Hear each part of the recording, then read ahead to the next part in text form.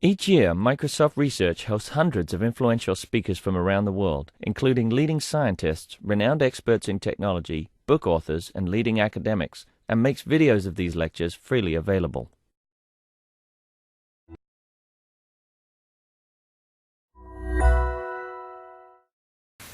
So, here to introduce us, I'm Chap. This is Javier. We have a lot to talk about today. Just going over the agenda, we're going to show you where we live. We're going to talk about some of the challenges that I'm sure that you face as well in the online space. We're going to look at the Agile solution principles that we came up with to get us to where we are today. Look at some of the Agile investments that we made in terms of architecture, tooling, and process change, as well as culture. And then communicate out some of the key learnings that we've had over the last 3 months.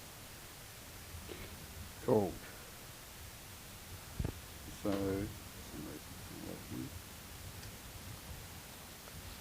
okay.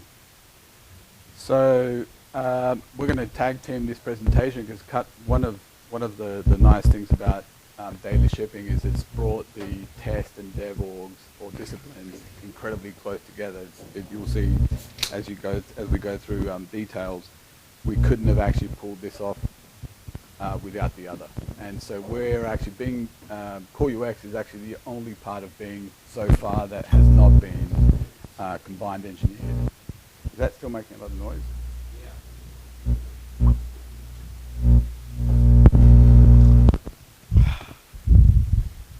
How annoying that is. Okay. So we're the Core UX team. We're responsible for rendering the SERP and also providing technologies to other teams within Bing and OSD for rendering technology. We sit on a fairly deep stack. The next tier down is Zap, which is basically an application tier for building experiences over our indexes. If you've used Bing on your Xbox, that's actually it's a peer service of ours that's actually talking to Zap. The Core UX is actually implemented as an ASP.NET MVC application, all standard off-the-shelf components, and we have customized routing, the view engine, and resource management. So continuing down from the 10,000 foot view, looking more at our actual hardware and some of our internals. We have 6 data centers throughout the world, 3 of them in the US and 2 spaced throughout the rest of the world. We take about 34,000 queries per second.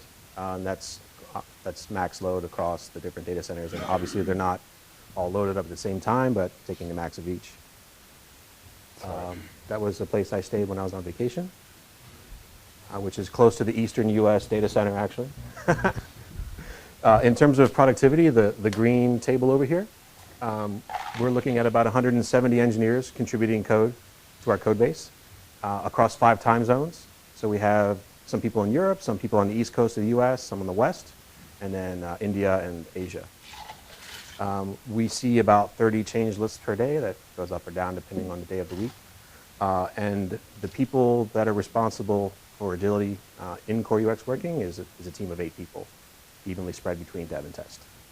Looking at our general performance metrics here, the red table at the bottom on this, you'll probably be interested in this because you're similarly set up. But our internal latency at the 50th is 5 milliseconds. Our internal latency at the 99th is 46. Memory footprint is just under 2 gigabytes. And we use about 15 to 20% of the CPU. So I wouldn't say that we use commodity hardware. We use off-the-shelf stuff. Yes, sir? Is your agility team your deployment team? What is that? No. What does the agility team do? So the agility team builds the tools and changes the processes. We have a DRI structure, so we don't actually have an ops team. We have DRIs who actually do deployments and do ops-like things. So every team, every tier has at least one DRI on call at any time during any time of the night. So what is DRI? You want to explain the concept of the DRI? DRI is I'll let Chap, yes. He's actually a DRI, so. So the DRI is just designated responsible individual. It's a group of senior people on the team who are most responsible for the life site. In fact, for their tenure, we do it on a weekly basis. They are completely responsible for our tier of the live site. So the core UX portion of the graph, or the table that was on this previous slide.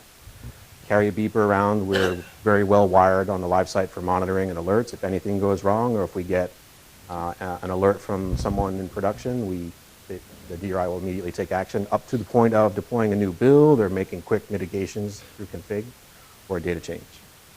They're also responsible for getting the code out to the production data centers. Yeah. So it's a kind of a dual role, both defense as well as deployment, so ops-like roles. Yeah, and the difference between what the DRI team does and what agility team does is the agility team builds the tools that qualify a build so that the DRI is confident that he can then ship it to production. And basically this is the content of the slides. So everything that we mentioned here has been built by these 8 people. Do jump in and ask questions if you like. We'll try and plow. We've got 40 slides that we'll try and plow through. So some of the challenges that I'm sure you're very well aware of, we need to, at Bing, we need to continuously experiment on our experiences and our relevance to improve the user experience. So there's always a handy push to increase the throughput of our experimentation. We also very much need to take big bets, and so you've probably seen some of those just recently with the Facebook integration, the snapshot pane, and the Grenade app. And that generally just means that every 2 to 3 months we're looking at fairly large integrations of services that previously weren't in the code base. We're also organized even within the core UX team to be disparate teams. So for example, I have a couple of peers who are working on Win8. I don't deal with them at all. They don't deal with me at all. Some of those disparate teams, they work in different parts of the planet as well. And as I mentioned, the throughput and the need for experimentation and the big bets basically force us to update and continue to upgrade our infrastructure. So when we started looking at agility about June of last year, we sort of took a look at where we were spending a lot of time. We were, in the core UX tier at least, running monthly releases, and we kept running into a series of issues that basically became good use cases for us to go and knock off one by one. And the first one, the most business critical one, was the low experimentation throughput. Essentially that we have a series of a small percentage of users that we experiment on, everything from how blue your links are to how we rank web results. So the experimentation ranges entirely, the entire experience. And what we were seeing is, because we had monthly releases, which were actually phased along our tiers, we'd have huge changes coming together on the production site. And because we only have a limited amount of users we can actually experiment on, we'd have to do quite a lot of configuration and handshakes about who got to flight first and who got to flight second, etc. And what added to that is, if your flight had any issues, you basically lost your slot. And because we were actually hotfixing once a week, but we tended not to hotfix flights. If you made a mistake with your flight, if your flight had instrumentation issues or had a bug, it was throwing a JavaScript error, that's it. We just turned the flight off. There's a number of tests, etc., that will actually automatically turn off a flight for things. What's a flight? A flight. A flight is an experiment. So a flight can be you'll log on to Bing, or you'll use Bing, and you'll be automatically slotted into a flight. In fact, you'll be slotted into a number of flights because we have a number of experimentation trains. Some of those are UX trains, some of those are relevance trains, some of those are answers UX trains. And so what happens is, you and I might get different experiences based on, even with the same query. This suggestion that you might have some point to pocket. Okay, so we're talking about flighting and experimentation. And flighting is just a fancy word for an experiment that runs a certain amount of time You get to do, you get to change something about the experience. When your experiment finishes, you get an analysis, you get a scorecard of how your experience went. Generally, we look at how users reacted to the experiment. Did they query more? Did they query less? Did they come back more times per month? The number of issues, a number of metrics that we can look at, including per so what happened is that we would find that there was a lot of churn in ensuring that we were using the trains to the fullest. We had a monthly release. So this was a big issue because basically it meant where you see, for example, these octagonal signs, that basically meant we lost an opportunity to... You've been muted. To unmute yourself, press *6. You are no longer muted. Awesome. Can you guys shout if someone says... Speak louder. Is that better?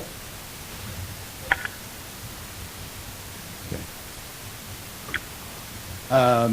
Yes, so every time that you see one of these stop signs, it basically meant we lost an opportunity to run a good experiment. So this was a key driver for agility. So the second major problem with monthly releases is that they require us to have test beds. And for a distributed service like the Bing stack is, that means that each tier needs to have their own test beds, which, you know, if there's a specific team that cares less or more about their test bed, then they're either going to be happy or frustrated at everybody else, right? So the other issue is that they will invariably diverge from production. We're heavily based in config. We may accidentally or purposefully make a change to config that affects only the test beds, and at that point you're not getting a real good test experience that you would see in production. And of course it's just one more environment to monitor. At one point we had 7 Core UX test beds. We had 3 different branches. We had 2 for each branch. It was a total nightmare. The other issue, and I show a graph of it here, it might not be truly readable, but I can take you through it, is that we would see large gaps in test bed quality. So like I said, upstream or downstream, they may have an outage or they may have pushed bad code, and so we get no web results. Or it takes 10 seconds for the back end to respond. And if you look at this XTS graph here, you can see there are latencies of 3 different backends that we talk to on a regular basis. And of course, the higher the number, the worse it is. That's milliseconds. So the blue line there had 2 major outages. The green line had 1 major outage, and the red line was actually production. So hopefully it didn't have any outages. Another issue is the stabilization time. So on a monthly release schedule, we would figure 2 weeks of coding and a week of stabilization, and then the final week we would release. What that would boil down to is people would wait until the last possible second, or for one reason or another, to check in. And so you'd get lull periods followed by burst periods of everyone checking in, and it would produce more bugs, and it would, you know, slow down the stabilization, and there'd be a fixing phase and then more stabilization. So this graph here shows you what a normal monthly release would have looked like for us. And so the stuff toward the right there is right before we release, and then that last dip is where we released. And you can see just the first few days, the first 2 weeks, not many check-ins, and then boom, as people are worried about the the integration phase. Yeah. Actually, what's worth calling out for that graph is that actually marks the beginning, just before we went Agile, and it actually marks when we shipped the first version of the social payment. Yep. So that's why it's a prolonged series of high numbers of check-ins per day. There was a lot of churn. Yeah, so I spoke before about different branches that we had. So we had a number of different branches. We would have certain teams working in one branch and certain other teams working in other. Javier mentioned that they're all disparate. So we found ways to kind of logically separate them into branches. Regardless of that logical separation, at some point they all had to come back up into the main branch, and that would produce more issues. And it was just, we had to have branch masters for each of the branches, and they had to manage their RIs and FIs, and it was a multi-day process in every case to make sure that the build at least didn't even, I mean, it was just make sure the build didn't break first, and then let's try to get it on the bed and make sure that it worked, right? So it was very frustrating. How many branches do you have now?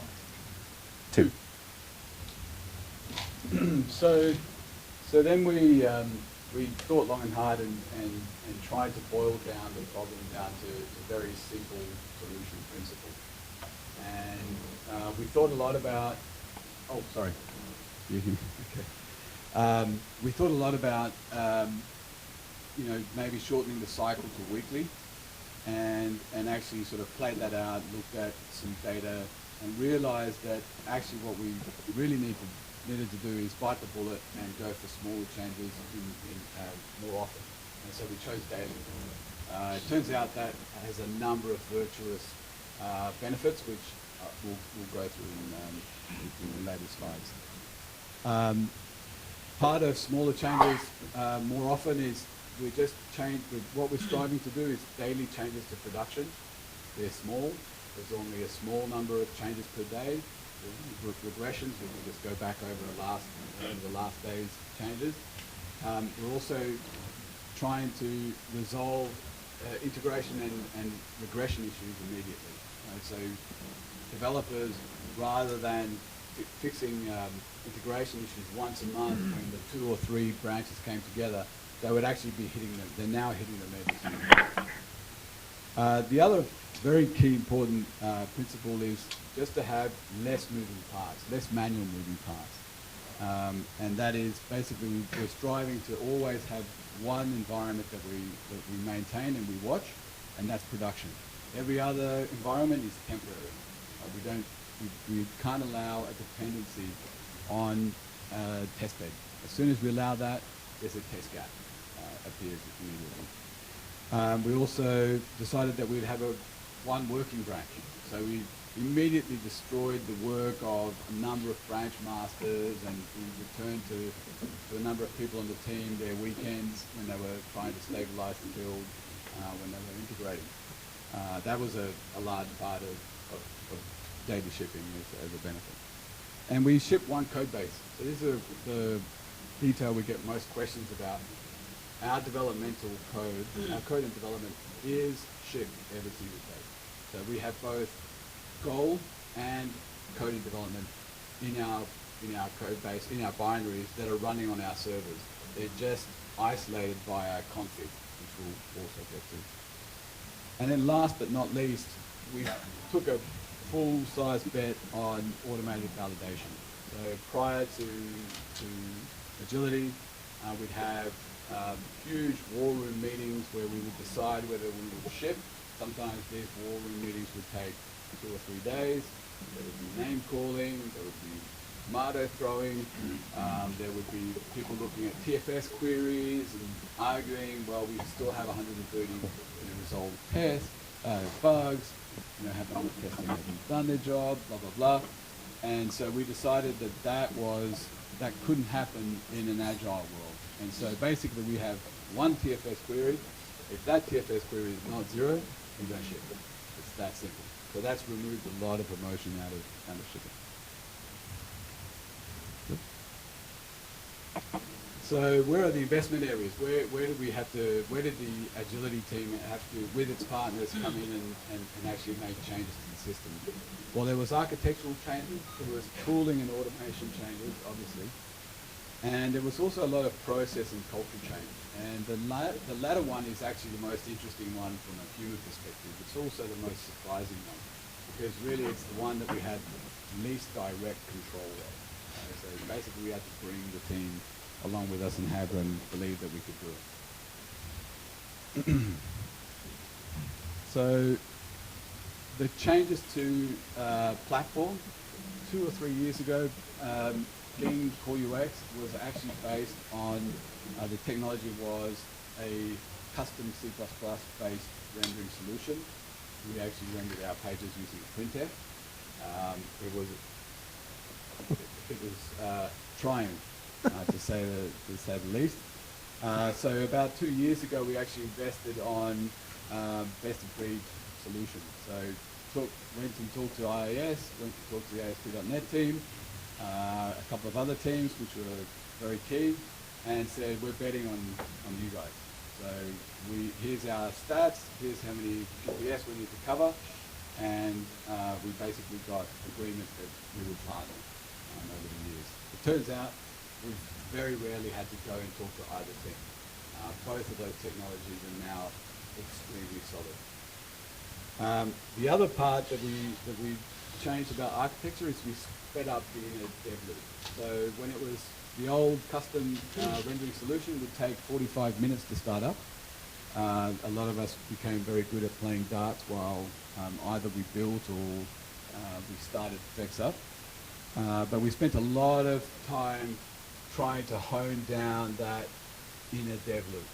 Just made it tighter and tighter and tighter. So where we got to, we had 3-hour builds, and we now have builds that take somewhere between 5 to 8 minutes. And that's just through hard work. There's a technology in Bing using packages, not unlike Unix packages, npm, etc. It's called Pacman. And we relied on that technology to just push out parts of the code that we just didn't need to build every day. So that was one part of it. The other is just looking through the code base, taking out dead code. It just took a while. Part of the port 2's managed code also helped because we just were able to remove all that fucking code that had built up over the years. But this is another key part of the investment the Utility team made. If you're at all interested in daily shipping, I would sort of say that your build times and your startup times need to be in the single-digit range. Otherwise, it's going to be a very frustrating time for devs and tech. The other part is that we invested heavily on designs and patterns, and part of this is just a run-on from having chosen the technology ASP.NET, MVC. We clarified our software architecture, so very clearly separated presentation of business and data tier. And we also made sure we didn't break, we fully followed MVC and IOC. And the latter part I'll talk about in a second, but ASP.NET MVC has embraced IOC with every release, and that's actually been a major part of why we've been able to take that dependency. I also got that question. So just a quick side note on inversion of control and dependency injection. It may be a pattern you're aware of. It's a key pattern to flattening large code bases and forcing contract-based design. I honestly can't overestimate it. We'd suggest to use a custom off-the-shelf implementation. There's a lot of people that will try and go and build their own, but this is actually pretty hairy code. There is actually an excellent implementation at Microsoft called Unity, and it does all the threading, all the singleton resolution that you could possibly ever want. So all your threading issues and your singleton issues, they just magically disappear overnight.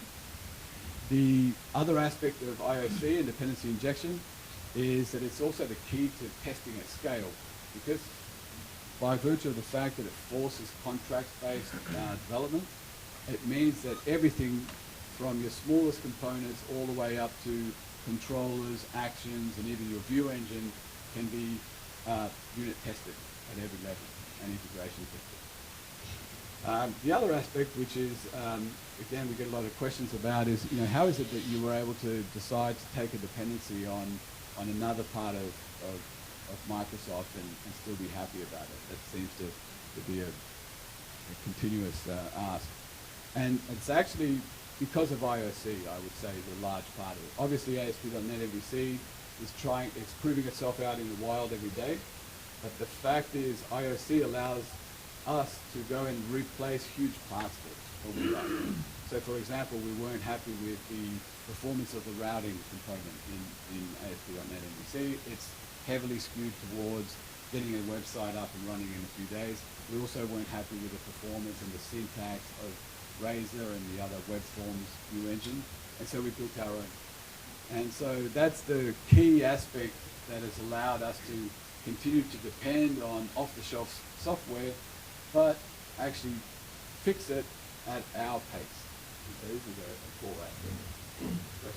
So did those modifications you made to the routing and view engine components of MVC allow you to do your different flights in one code base? that like the key thing there? Flights on our code base, you mean? I thought you said you have one code base, multiple configs. Yes. No. So what we did is we completely replaced that routing. So we weren't flighting our routing. Well, once we proved the performance of the routing component, we just wholesale replaced that routing. Right? So we have a very particular config system based on ini files, which we'll get into in a second. And so we made basically the backing concrete, the routing component, is config aware. Right? So that's how IOC pays for itself. Right? So you have a particular aspect of your infrastructure that you'd like to bring into the pattern or to the pipeline.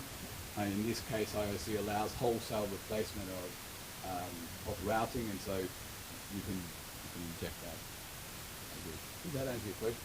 A bit. Is that IOC the Unity component? So Unity is a container. It's an IOC container. We could spend a whole talk talking about IOC. I recommend, there's a lot of sites on it, but basically you choose an implementation, an IOC VI implementation, and that actually acts as a container for your objects. And you no longer instantiate objects apart from factory code. That's all separated out. So the lifetime of objects, whether they're singletons or not, is completely removed from the everyday developer. Right? So I'm a controller and I depend on some database connection and some logger.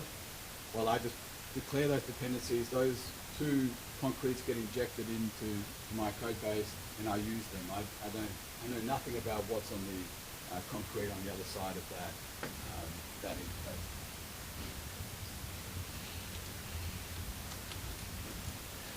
So getting more toward your question about config, we also manage code isolation. We do it through configuration. So we have a number of ini files. We're using a Microsoft thing called Parallax, which is our new config-based system, which you'll be able to see a little bit of here, but not tons. It allows development code to be isolated in terms of features, right? You can turn a feature on and off through config. You can set it specifically off in config. You can say, turn it on for these specific variants in config. And that is the way we separate out what we push to production versus what the users see in production. So we're able to do this daily shipping, right, and just make sure that their new features are turned off until they've been fully proven, and we can just turn them on through a simple text file change. Again, it protects us from live users. It leverages the Bing A/B experimentation platform, which is based around flights. Flighting is one of the config variants that we use, and it's a simple first match system. So you can have a large number of different possible values for whether a feature is enabled, and you can say for a specific market I want it enabled. Well, but for a specific market and a specific UI language I don't want it enabled, or for a specific market and UI language and flight I do want it enabled. And so the first one that matches is the variant that gets chosen. So we have a very rich way of becoming very specific about who sees our features and when. So for example, so config.ini, simple text file, bunch of sections inside the file. Inside the section there's key value pairs. In code, when the SERP starts up, it reads all these config files, it builds a bunch of variant objects, and then at query time, the proper variant object gets pulled in as the config value. And so in the code here on the right, we say if config.featurex.enabled, right, it would be enabled if we were on flight dev. Otherwise, it would be disabled. And so we are not really saying in the code anywhere, enable it for a specific flight or enable it for specific anything. We're doing it all in config. And the nice thing about our config system is that you can make a change to that config file in real time, and the SERP will reload in a minute, and you'll get the new value. Right? So it lets us make rapid changes in production even if we need to. If we need to disable a flight or we need to turn off social pane, boop, it's off. And that's this example given here is just a very explicit example. Very usually, most often what we do is use IOC to inject the right concrete into an interface. So most of the code is unaware that it's running development code. It's much more like we resolve a different view or a different component, and it just happens to be development code.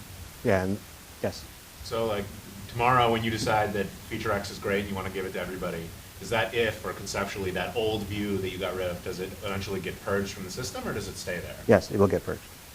So how are you able to track that? That's a really good question. So I don't even think we're talking about that here. I think, no, we've got it in it's miscellaneous. Okay. So, yeah. So we have the concept of forking. So our production, you saw the stack, we lived underneath the front doors, right? So the front doors are the first Bing layer that the average user will see. They come in www.bing.com, the front doors say, what entry point do you want to be routed to? And we say search, right? And so you go off to our servers, where if you say images or video, you'll go off to the multimedia servers, right? So those front doors have a feature built into them that will take regular, like 1 out of every 10 queries or 1 out of every 100 queries, regardless of what the entry point was or what happened. It will create a copy of that query and send it to another place, right? So we call that forking. So they're forking a certain amount of production traffic over somewhere else, and we can register listeners wherever we want and say, hey, fork your traffic over here, fork your traffic over there. I want this much. I want 80%. Like I want 4% of the traffic that's coming in onto the forking service, and I want 4% of the traffic that comes in under WAC search, and I want 2% of the traffic that comes in under WAC caption handler, and it just hits your machines, right? So we have the beds. They're under a constant fork, and we will track code coverage. We'll instrument the binaries. We'll track code coverage for like a day, and then we can go back and look at the end of that day at 24 hours, right? We'll see, well, in our overnight pass, we see about 3.5 million, so we'll see about 7 to 10 million queries. And then we know pretty well what sections of our code are covered and what are not. If we see over a trend of time that there's a large section of code that isn't being touched anymore, then it's a candidate for dead code. And so we'll file a bug, and someone will go and look at it and say, yep, it's dead, and they'll go and yank it out. And they'll go in, like, the understanding is that they'll go and yank out the production code, and they'll yank out the config as well. Yeah, so we needed to think of agility itself as a feature. Yes? So how do you validate the configuration before deploying? Or do you ever validate, or you just track? Like what if the configuration file is wrong and I accidentally disable one? Like it's got a syntax error or something, you mean? Not syntax error, but let's say instead of enabled, I made it 0, and the feature is gone from the production map. Again, we rely on testing. Yeah. So we're expecting, and again, this gets back to another version of code coverage. We can do that same kind of code coverage against our functional tests. So we know how well covered what kind of coverage our functional tests provide on the code base as well. And if we see that there's a drop in code coverage, and we can go address it with the feature teams, or the feature teams themselves can go and take the initiative and say, hey, you know what, webresults.cs has only got like 10% coverage, and oh my goodness, I forgot, we didn't even cover, we don't have a test for malware. And so they quickly write a test for malware, and they'd see the code coverage increase, and they could be confident that they've actually covered. But yeah, there's no process currently where we actually walk the config files and make sure that they're all working properly. It would be difficult to do it. I mean, it would really require the feature team's expertise to know what was right and what was not. Yes? Yeah. So over time, your if conditions will pile up, right? As you do more and more features, you just keep piling up on these if conditions. Do you ever go and remove the if condition if the feature is completely baked into the product? Yes, and that gets, this goes back to all the way back to flighting. The whole point of flighting is to try it out in front of a small percentage of users. That way, if it's terrible, then you've only affected a small percentage. But the idea is that each feature should become part of the default experience. So for us to go from a flight to a default experience is removing that first line in the config, right? And now everyone, well, removing the first line, making the second one enabled equals 1, so everyone sees it. But the if condition stays in the code. No, the thinking is that once the feature has hit what we call flight 0, so it's enabled for everybody, the config would then be taken out. And so we have, this is, as I mentioned before, this is a very explicit use of the config system to decide on a branch of code.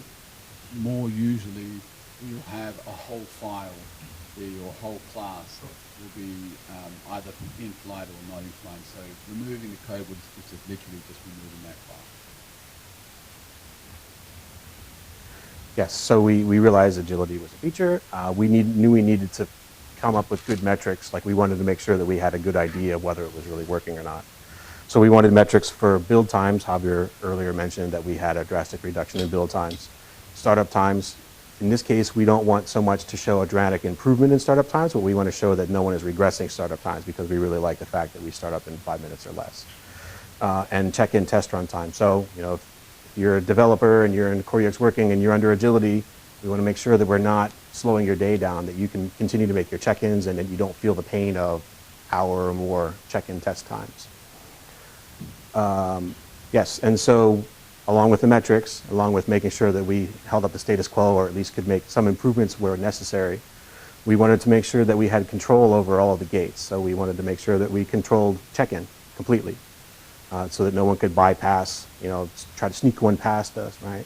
We wanted to make sure that each of our beds that we're using for agility were completely healthy, that we were not able to pass any garbage code onto there and have anything sneak through in that way. And of course, we've already talked about dead code detection and auto monitoring. So for us to really be able to ship on a daily basis, we knew that we needed to minimize the manual intervention. Like, there are plenty of tools for us to be able to monitor the health of the site. We took those tools and we just completely automated them so that you don't even have to go to the tool and look. You'll get mail, you'll get a bug, you'll get some kind of response, some kind of automated response, so you know that there's an issue, and it's positive handoff. And the auto monitoring features are especially useful to DRIs. So if a new team starts up that may not have full knowledge of the system, say the social planning team which just came on board very quickly, the DRI has a number of levers immediately in an automated fashion that actually tell him or her the QPS, the latency, how they can turn that route on and off. That's just all baked into the system. And to follow up more on your question about whether we remove the config and the code, in this case, we may make an argument to keep that the if loop in the code, even though we've taken out the variant. Because if something does happen down the road and it's a broken experience, right? Everyone's broken. We just want to go and turn it off. So we do in general recommend that you have like top level feature on off type config. But at that point, it's up to the feature teams to decide how many knobs they want to be able to twist. So there's 3 broad classes of tools that went into daily ship for us for Core UX. The first one is what we're calling Robot Overlord. It's a tool that touches many different other tools and processes that we have in the Bing Core UX space. It's an automated continuous deployment service that basically begins just after check-in and ends with the next day's build candidate. IXP, or Inline Experimentation Platform, think of it as a large bed of production machines that you can push your code to immediately within 5 minutes and have it take some amount of live traffic through fork and just see how it performs. And you haven't checked in. That's exactly what IXP does. And we have other miscellaneous ones. So we were able to hot deploy fixes. There's an autopilot mechanism called SCB that we can use as well. We have dead code, config, and resource detection. So we use Source Depot for our code management, and there's a tool built on top of it called Check-in Wizard that facilitates check-ins. We've locked down the Check-in Wizard so people can't bypass things. There's no more bypassing check-in tests. There's no more checking in with failing check-in tests. Now there's some edge cases there so that people can, yes? Can you help me understand the difference between IXP and maybe it's a subtle thing there? Is that like, I want to get a small percentage of traffic before I even check in from production code as a different variant of like an if-else kind of config? Yeah, it's your private build. So you have your changes that are ready, or you believe are ready to go out. You've built your tests are telling you everything's okay. Now you want to see it run at scale, right? You may want to avoid a memory leak, or you may want to avoid an instrumentation issue. What IXP does is we'll go and pull a set of machines, and push your private build. Currently, just the UX build is supported. We're looking to extend that to all other tiers. And it basically, the Bing stack is completely reroutable via URL plugins. So you get back a magic URL that includes what looks like a completely normal cert, but it's actually running through your private build, right? And the moment you can hit it, it is also being hit by 60 to 70 QPS of fault traffic, depending on how we've configured that bed on that day. So it's basically, it's a one more level of, I want to feel comfortable about my change, right? I want to see my change running at scale. You might also use it for usability labs if you want to create an MVP and you just want to spend an afternoon, you want to hack something together, you want to show it to Chi or Garish. You quickly build something, push your build out, and you have a ready-made URL that functions like production. It's hitting the real indexes with just your UX changes. So we have two questions on the chat line. The first is, does each feature ship from its own branch and hotfix from its own branch? The answer to that is no. There's one branch. Well, there's two branches. There's a working branch and then there's the hotfix branch. Everyone's in the same branch. We'll go through that in a second. And the second question is, how long do check-in tests take on average? I think that we're under 20 minutes on average. And those depend to a certain extent on the horsepower of the machine that's being checked in on. But in general, I've seen less than 20 minutes. We've had them down to 12 minutes, and they vary a little bit. How many people are in your group? How many people in our group, in our agility team? In the group where you said you had only one branch? There are, so like, since we've started shipping agility, we've had 170 different people check in. That's into the one branch. I think there's one more question I missed. And it is executable both during check-in wizard and by individual so the check-in test, yes. So we're using WTT, which you may be familiar with. It's a test repository and somewhat of a scheduler. We have a wrapper on top of WTT called S-Test that wraps MS-Test as well, and we can, on the command line in our enlistment window, say, run these tests. And it will replicate the same thing that would happen during check-in time. In fact, that's exactly what the check-in wizard does as well. So I think that's it. Oh, go back. So the check-in wizard lockdown, we also have a tool called Crash Opener. So if you remember the production beds that we talked about, they're all autopilot monitored. We get very good telemetry back from autopilot. One of the most interesting things we get is when something crashes. So we have a certain amount of support directly from autopilot for unmanaged crashes. We have another layer of support in our own service that's like a top-level try-catch. And if we do something that's totally horrible, we'll serialize out the results to disk and then just crash. So we get those constant feeds of crashes and unhandled exceptions. The Crash Opener looks at all of those and aggregates them up and finds owners and creates bugs and assigns them to the owners. And that's an automated thing, right? And then of course the auto integrator, which is, we very rarely now have to do hot fixes, although I think we're doing one today, ironic.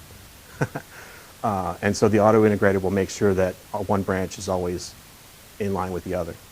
Doing constant RIs from Core UX Live back to Core UX Working. They're the only two branches we have. The Robot Overlord. So this is the big thing. What is it? Right? It's a service built on top of Windows Workflow Foundation. It automates the whole deployment and build or rollback process. It does all of our testing for us. It reports on every test that we have. It does test scheduling, obviously, as part of a deployment. And you'll see more about what the Robot Overlord does throughout the day. It also handles bug creation and notification, so it will create bugs in TFS. It will send mail to the bug owners and CC their managers, so there's no chance of people not getting heads up about their issues. And it's awesome. Yeah, we talked a little bit about IXP, but the key point I wanted to make about IXP here is that it's actually our replacement for test beds. Right? So one of the key problems we had with test beds is once you create a test bed, it has a name, it has the environment it lives in, has a name that you can address in config. So right there, you can create a gap between what is happening in production and what you're actually, what you're actually seeing on that test bed. So we've done a fairly draconian replacement of test beds with temporal test beds. Right? So you can basically, IXP provides you a way to get a production-like environment for an X amount of hours or minutes, and execute what you may have done on a test bed in the past. And you have that machine exclusively for that period of time, and you can request to extend it, etc. We obviously use hardware isolation, so the machine that you have that you're running your code that may have bugs is obviously not seeing real live-side traffic, it's just seeing soap traffic around that channel. And it actually does utilize production data centers, so those machines that are otherwise would have been serving real traffic. I think I've answered this one too. Before we get into the daily loop, there's one more question that I think is interesting. This is, how do we minimize for testing shared code dependencies such as common logging change, where it may affect a large number of different features or services? Do you minimize these dependencies? So we do this in a really interesting way. So we talked about the check-in tests in general, and I'm not sure that we called out specifically in this deck, but in general, we test as much as is possible in check-in tests. We run all of our functional tests very high rate. We run all of our unit tests, but there are certain tests, just because we want to minimize the amount of time they spend trying to check in, that we defer some of those tests and run them at the next available opportunity, called Suite 0. The Suite 0 tests are where these kinds of integration tests. So we would consider these to be integration tests, where you're testing out the iLogger or the iConfig store or whatever. And so in those integration tests, we spin up a SERP on a machine, do some stuff to it, and spin it down, and then look at the logs. So we do run those tests because they're wired just like every other test.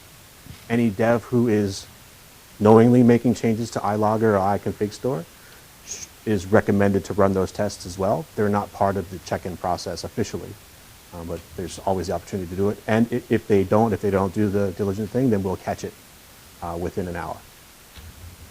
Well, the chicken wizard also is aware of the source code structure and will actually force you to run a series of tests that would have otherwise not.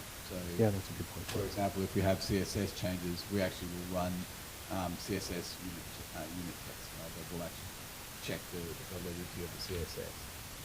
Yeah. I have a quick question. You guys mentioned Unity and BI before. Yep. In order to kind of minimize the changes to common code, do you guys leverage any of the AOP method injection features of Unity? No, I can't hear you, so you have to speak up. I said in order to minimize possible issues with common code changes, do you guys leverage any of the AOP or method injection features of Unity? Yeah, we haven't as yet. We haven't felt the need to. We're currently running Unity is showing up at about between 1 to 4% of our perf profile. So we're fairly happy because we use it extensively. But we're worried about the AOP features would probably tip us over the edge. It really boils down to ensuring that your components are extremely heavily unit tested. So, for example, I mentioned that we have our own custom view engine. Our view engine has something like 85%, I'm going to misquote it, it's extremely high unit test coverage. I mean, we're basically talking about the exception blocks are the only parts that are not actually being unit tested. And the unit tests themselves consist of strings that would be like what a developer would actually write, and it actually forces the compilation. So it's on-demand compilations of templates. And the unit tests take the component, the Sparkle component, through its entire functionality. And so it's one of the key components that we called out, or key principles we called out of agility, is we are betting on, or we're relying rather on tests and test coverage to be high enough such that we can move on a daily basis. There's really, like, at some level, there's no magic, right? You're basically depending on the quality of your test corpus, and that's the case for these. And so far, we've had multiple Sparkle updates without any issues. So it's proving itself out. What about the kind of the AOP features built into MVC itself? I'm sorry. What about the AOP features that are built into MVC itself, with the action? Yes, we use model binders, we use parameter binders, we do use, what was the last thing we were Yeah, all the filters, for example, they're all, you can plug in, you can basically replace the filter providers. That's how pluggable ASP.NET MVC has become. You can literally say not just the filters that you might use on every action, you can decide who provides the filters themselves. So you can throw out all the filters that ASP.NET MVC comes configured with and replace them entirely. So if you're ultra performance conscious, for example, and you know upstack, some other component is protecting, is doing DOS protection, etc., you can remove any aspect of that the ASP.NET team has actually put in for you. So the daily loop, the reason you're all here, I'm sure. So this is what we do every day, every weekday. We don't do it on Saturday and Sunday because that would be too much. We call it the daily loop. It's just an mostly automated process that gets us from check-in to shipping the next day. It is from the beginning built so that there was no war room aspect of it, no name calling or finger pointing. It was the only fingers we could point were to a TFS query where the blocking bugs were either there or not. And again, because we are from the beginning deciding that we're going to trust our test automation, and therefore the test automation should be able to either pass or fail and produce bugs, we say if validation fails for any reason, then we're just not shipping that day, and we'll defer. We'll either ship high priority hotfix from the Core UX Live, or we'll just wait till the next day until the test gets fixed. And that's one of the virtuous cycle aspects of choosing daily shipping. So if you go on a weekly basis, if you throw away a ship, you're now shipping, not only is it going to take you another extra week to ship, you now have 2 weeks worth of changes to ship. And so the risk and your debt ratio becomes higher and higher. With daily, you're at most throwing away 1 day's release. And I think the most we've ever got to is 3 days consecutively without shipping, where we've had infrastructure issues. We just recently got clobbered by the direct egress move that MSIT made for our proxy. And that broke a series of tests for a couple of days. But, yeah. Yeah. So how do you prevent kind of a backlog of work happening?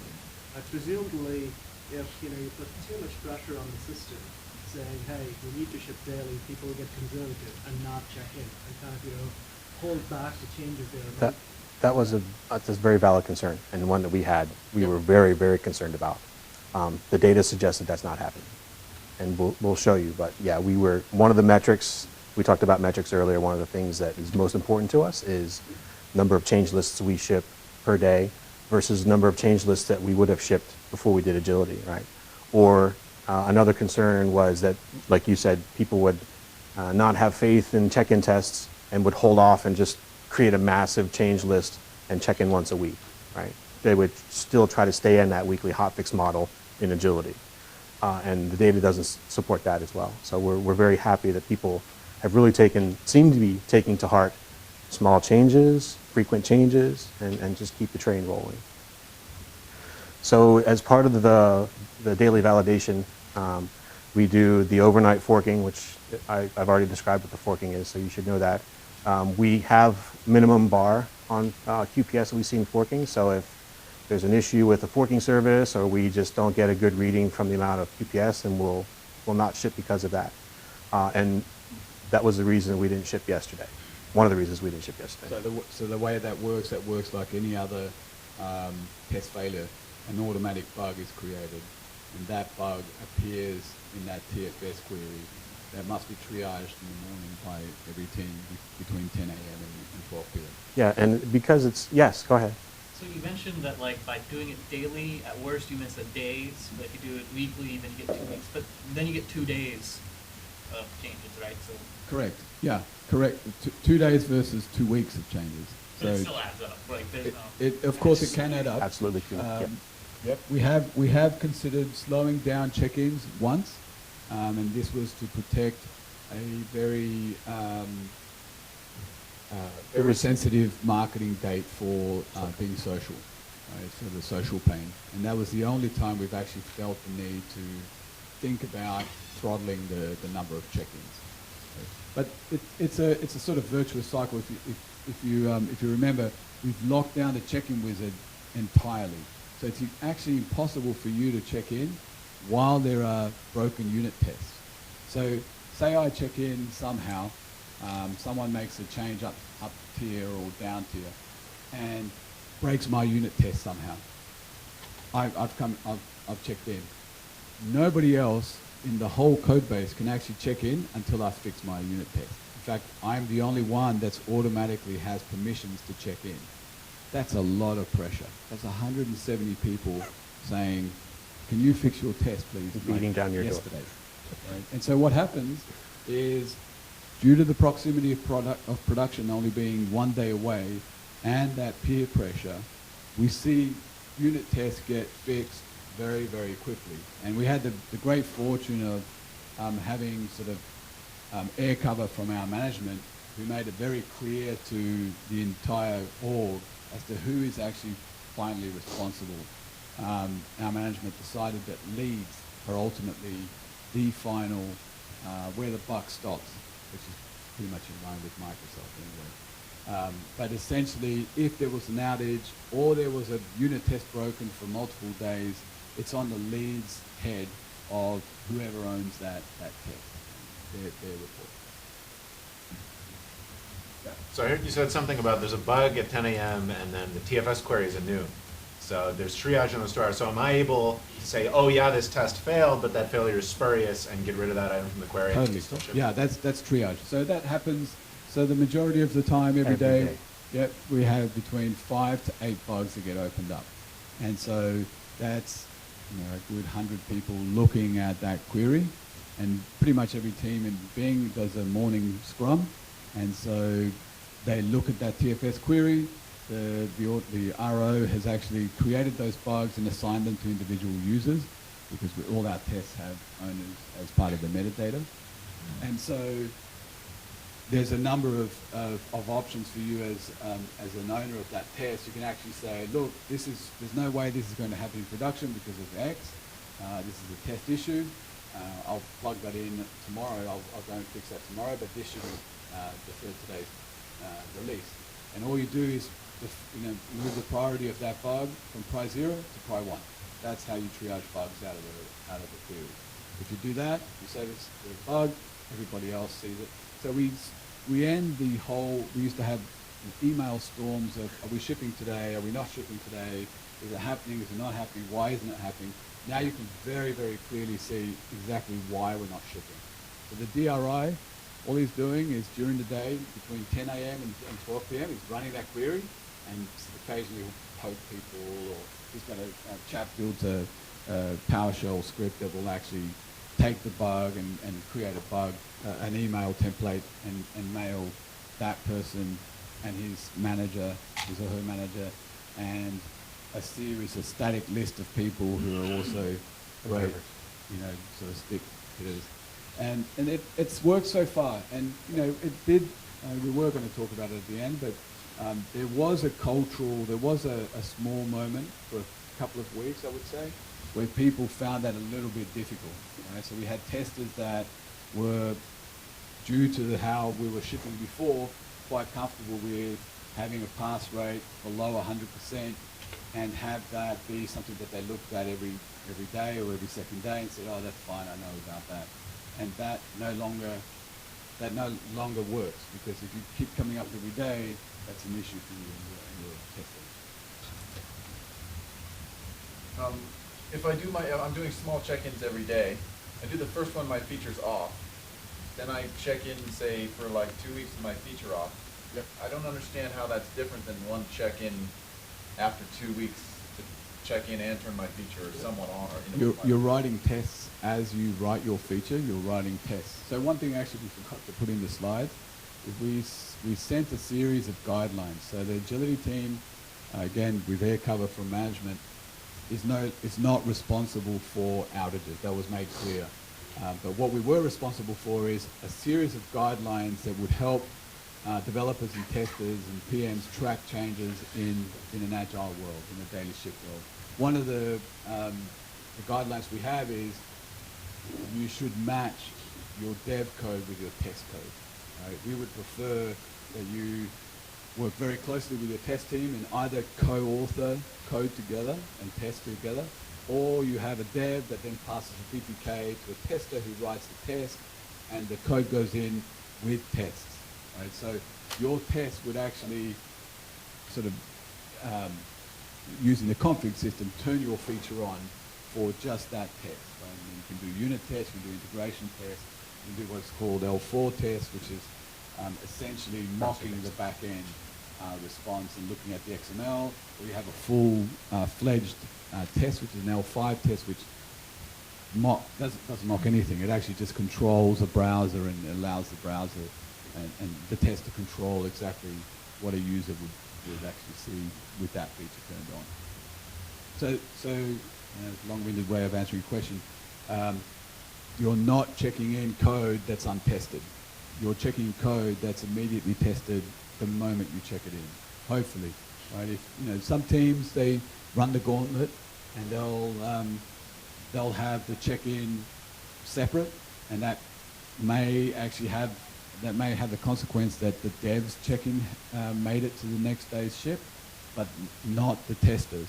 And so that's a potential gap that only that team can mitigate. There's nothing actually forcing you to do that. There are part of the code base is split up where we can actually demand a certain level of coverage. And what we've done to kick off is we don't enforce the minimum level, but we don't allow you to move below where your current coverage is. So that is a forcing function. So as you went, if you were coding over 2 weeks and you didn't have a test counterpart also checking in tests, at some point you wouldn't be able to check in because it would be detected as the coverage is not sufficient in that feature. Yeah, and so one of the early things in his response was that the onus is on the feature teams to triage their bugs, right? The DRI, the agility team itself is not the one that makes the decisions about bugs that are in the morning, whether they block or not. It's completely on the feature teams, and that's what we expect them to do. Like, the only thing I expect the DRI to do in the morning is send the blocking bug mail, which is a script. It's a one-line PowerShell script.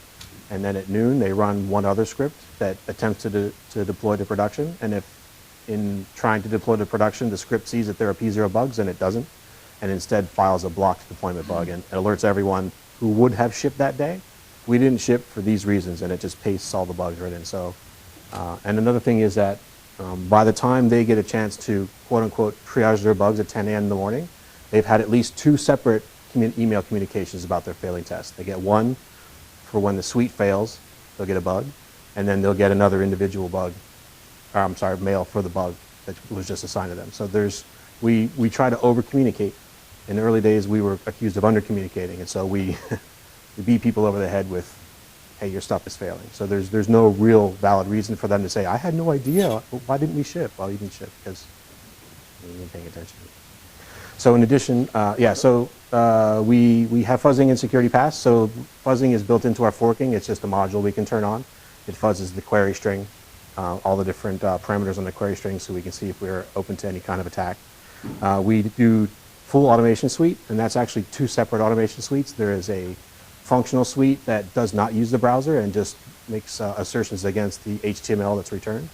And then we do another automation suite that invokes the browser, goes through the browser, and that way we can do session-based stuff. We can get AJAX calls. It's using Selenium. Using Selenium, yes. Thank you. We have a manual test pass. There is an execution team in India that runs a very small set of manual tests that are either too problematic or too expensive to automate.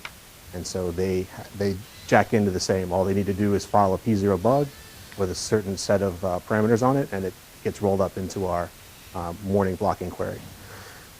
And yeah, the ship criteria is that we have no blocking bugs at noon, and then we just ship.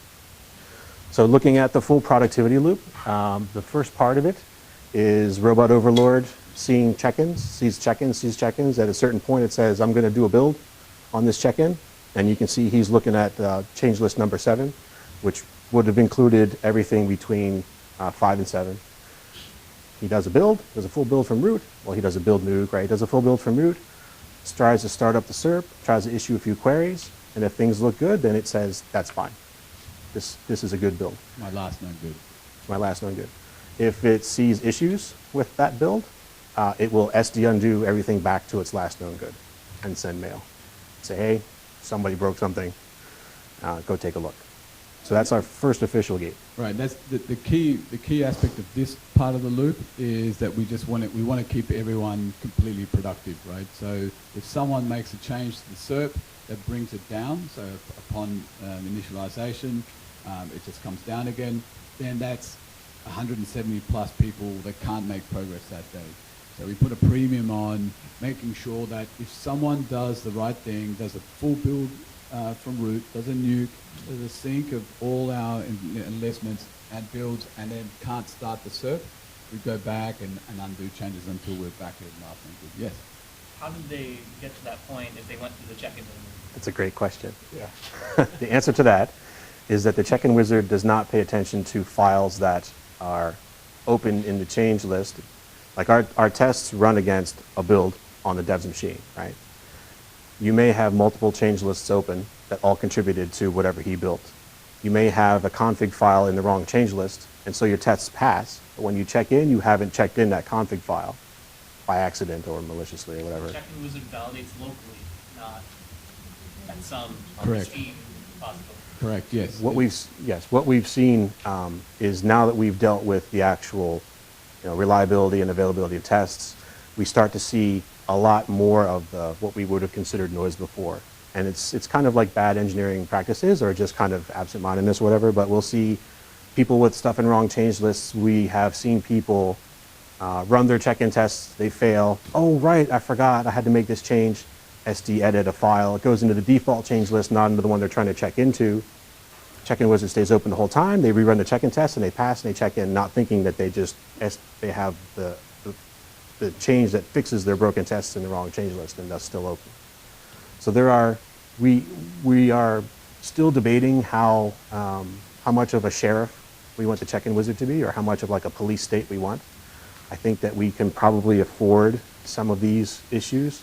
I don't want to lock it down so much that you can't do anything. I'd rather leave it to the individual, to the ICs to figure it out for themselves. Yeah, but we're currently trying out a small feature in Check-in Wizard. We've added a feature that will actually alert you to the fact that you have changes, you've made changes to your files that are not in the change list that you're checking in, and you've made those changes while the Check-in Wizard has been open. So we're trying to close that loop. But as Chad said, right. it's a sort of a balance, right? Yeah. Yes. Have you looked at body builds as a potential way to prevent these kind of problems? The best developers will have multiple enlistments on their machine and do their own buddy builds. In fact, one of the developers that we both know, Elia, has 6 different enlistments. And he'll move stuff for CoreUX working. And he'll do his development work in one, package it up, push it to his next one, rebuild, do all that stuff. So, the people that I think handle it the best are the ones that are actually conscientious and thinking in that terms. Now, we do have DPKs, and you can do BPK, we have code flow, which gives you that anyway, so you can apply those changes and see, but it's not a hard requirement for us. Okay, so assuming that a build gets past the productivity stage, at a certain point, the robot overlord will kick in the working workflow, and it will take a build and push it to our working environment. And while that working environment is seeing the deployment, it will run all of our automation, all of our functional automation against that build. If the build passes, if all the tests pass, then the robot overlord allows that build to stay on the working environment, and that becomes our next last known good. If any of the tests fail, it rolls it back. So we know that the working environment always has good, stable bits, even though we'll make at least 10 to 12 attempts per day to push to the working environment, just because our builds come out as fast as they do. So it's all handled automatically for us by the robot overlord. That URL is incorrect, by the way. It's old, yeah. It's easy old. So all of the first productivity and the working workflow happen all the time. In fact, I'm up late. We were both up late. We saw the working workflow continuing to promote builds all night long because we have partner teams in Asia that are checking in stuff. The staging workflow is the next one that's important to our version of agility. It happens one time. It happens in the evening. At that point in the evening, we look at the last known good that we've seen from working and push that one to a different bed, a staging bed. That one stays. That's our candidate for the next day. We run all of the automation that we'd run up to that point, in addition to the what we would consider the non-deterministic tests, which may or may not pass. So to that point, we've done fully deterministic, right? In staging, we say, we're going to relax that, and you can do your crazy testing. If it fails, you're on the hook tomorrow morning to resolve the bug. Happens in the late evening. We get about 10 to 12 hours of fork traffic overnight. And so we're also monitoring for crashes and unhandled exceptions and performance issues. So in the morning, you'll have some automation tests failing, potentially from the staging pass, some bugs filed as a result of crashes or unhandled exceptions, and of course the results of the manual test pass to deal with. So there's a couple of tests that we run that actually are owned by the agility team, where we guarantee, for example, that the soak rate hasn't dropped beyond a certain level, so that someone taking that build the next day, the DRI that's considering shipping it, knows that it's seen about 3.5 million queries. They can be very sure of that. Otherwise, they see that bug, and the bug itself will say, look, it dipped below 80 QPS for this amount of time. Your call as to whether you ship it. And again, in that case, it really is us that makes that decision. So here comes the DRI, 10 a.m., sends out runs the script that generates a blocking bug query. All the stakeholders, in this case, the stakeholders being the bug owners and their managers, are made immediately aware they have issues to deal with, giving them 2 hours to triage out the bugs. At noon, the DRI will then just simply run another script that either deploys because we have no blocking bugs or doesn't deploy because we do. The other opportunity in this case is like something that happened today, where we weren't able to ship from the working branch, but there were feature teams that absolutely needed their code to be out today. We would, and this is what Farhan did today, but he will pull up specific change lists from the working branch into live, and then wait for a build from live, and then ship that. So it's like a one-off custom deployment from live. Right, and typically what we do is we monitor hot fixes. We monitor that branch. So in that soak period, if there is an integrate that actually that is not part of the currently soaked build, we'll also file a bug. So basically, no hotfix can get beyond us in the morning. Right? So if someone checks a hotfix in, more than likely, chap actually just described a situation where the DRI takes it upon himself to take yesterday's build and apply the hotfix and ship that. But most cases, most DRIs will just forego that day's ship and just ship the hotfix.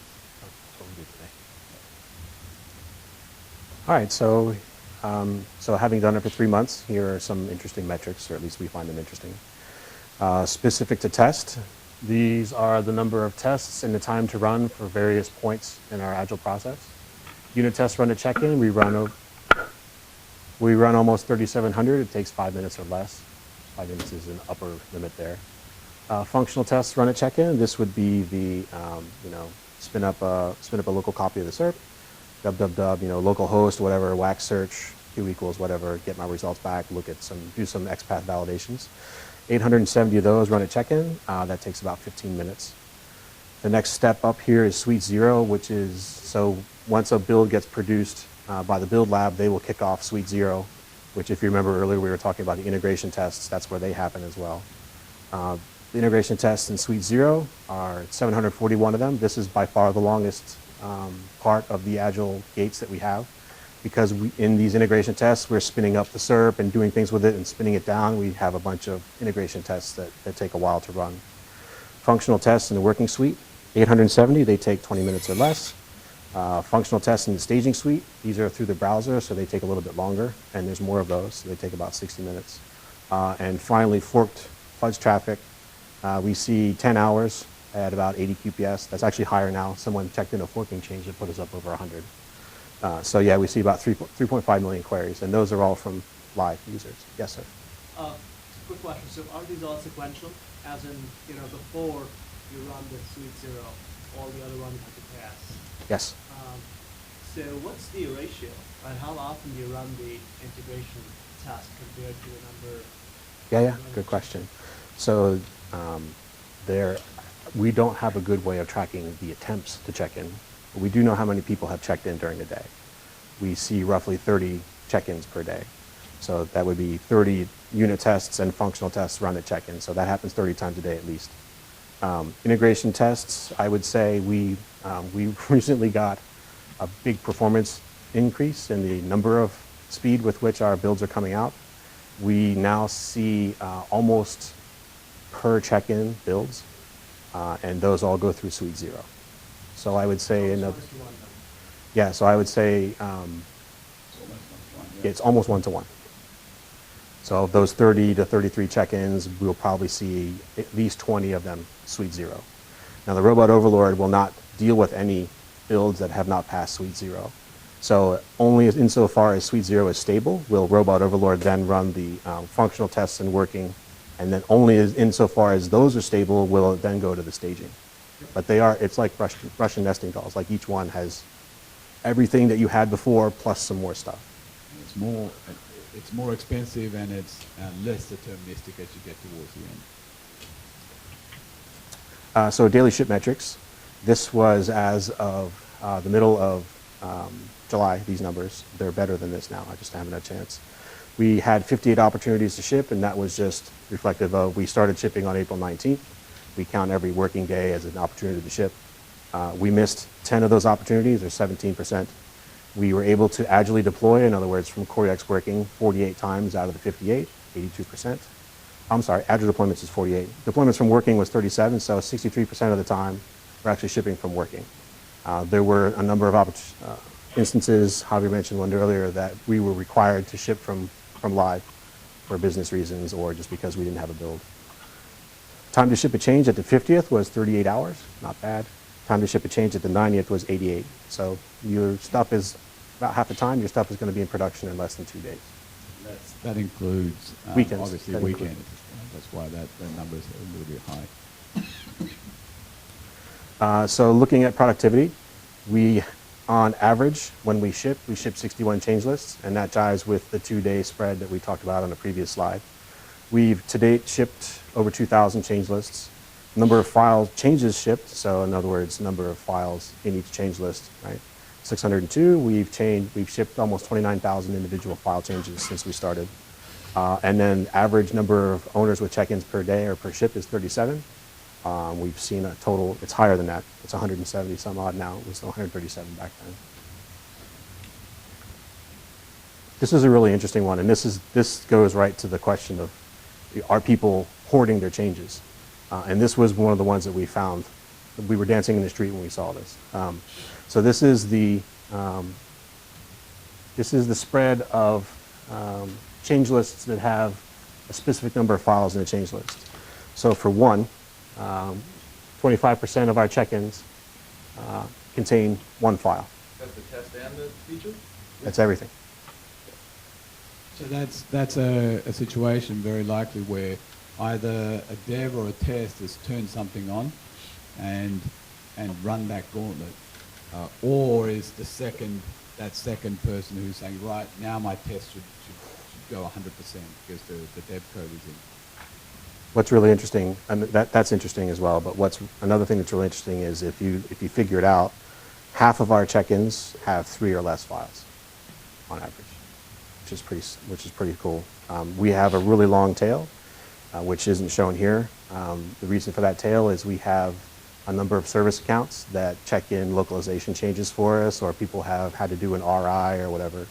I try not to pull out any of the outliers. I mean, I scope it for this one because otherwise you don't really get to see the interesting aspect of the low volume or the low changes. Yeah. The interesting thing here is, and we've actually pulled it out, we used to have it, we actually had this graph that contained March so prior to going to Agile. And we really did expect a big jump. We expected some of the numbers to change. The only one that actually changed is the number of change lists that have one file in them. That increased by about 10%, I believe, to get to us to 25. But the rest actually stayed more or less the same within an error margin, if that makes sense.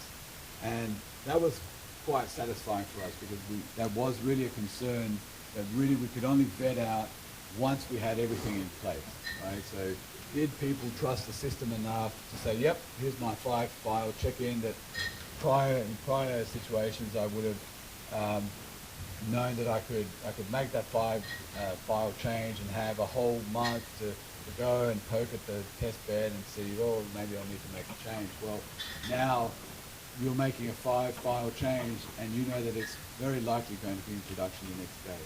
So we were very concerned about that sort of potential for people to sort of fall into their shells and actually make large check-ins, and we were pleasantly surprised to find everything. Very so this is the other part, like you said, that people may be holding on to check-ins, or that the overall productivity may go down. So this is it's showing the total number of check-ins and then showing them split out by file type. And you can see a steady progression, like we're steadily increasing the number of check-ins that people are making. So I strongly doubt that we are seeing any kind of productivity loss as a result of agility.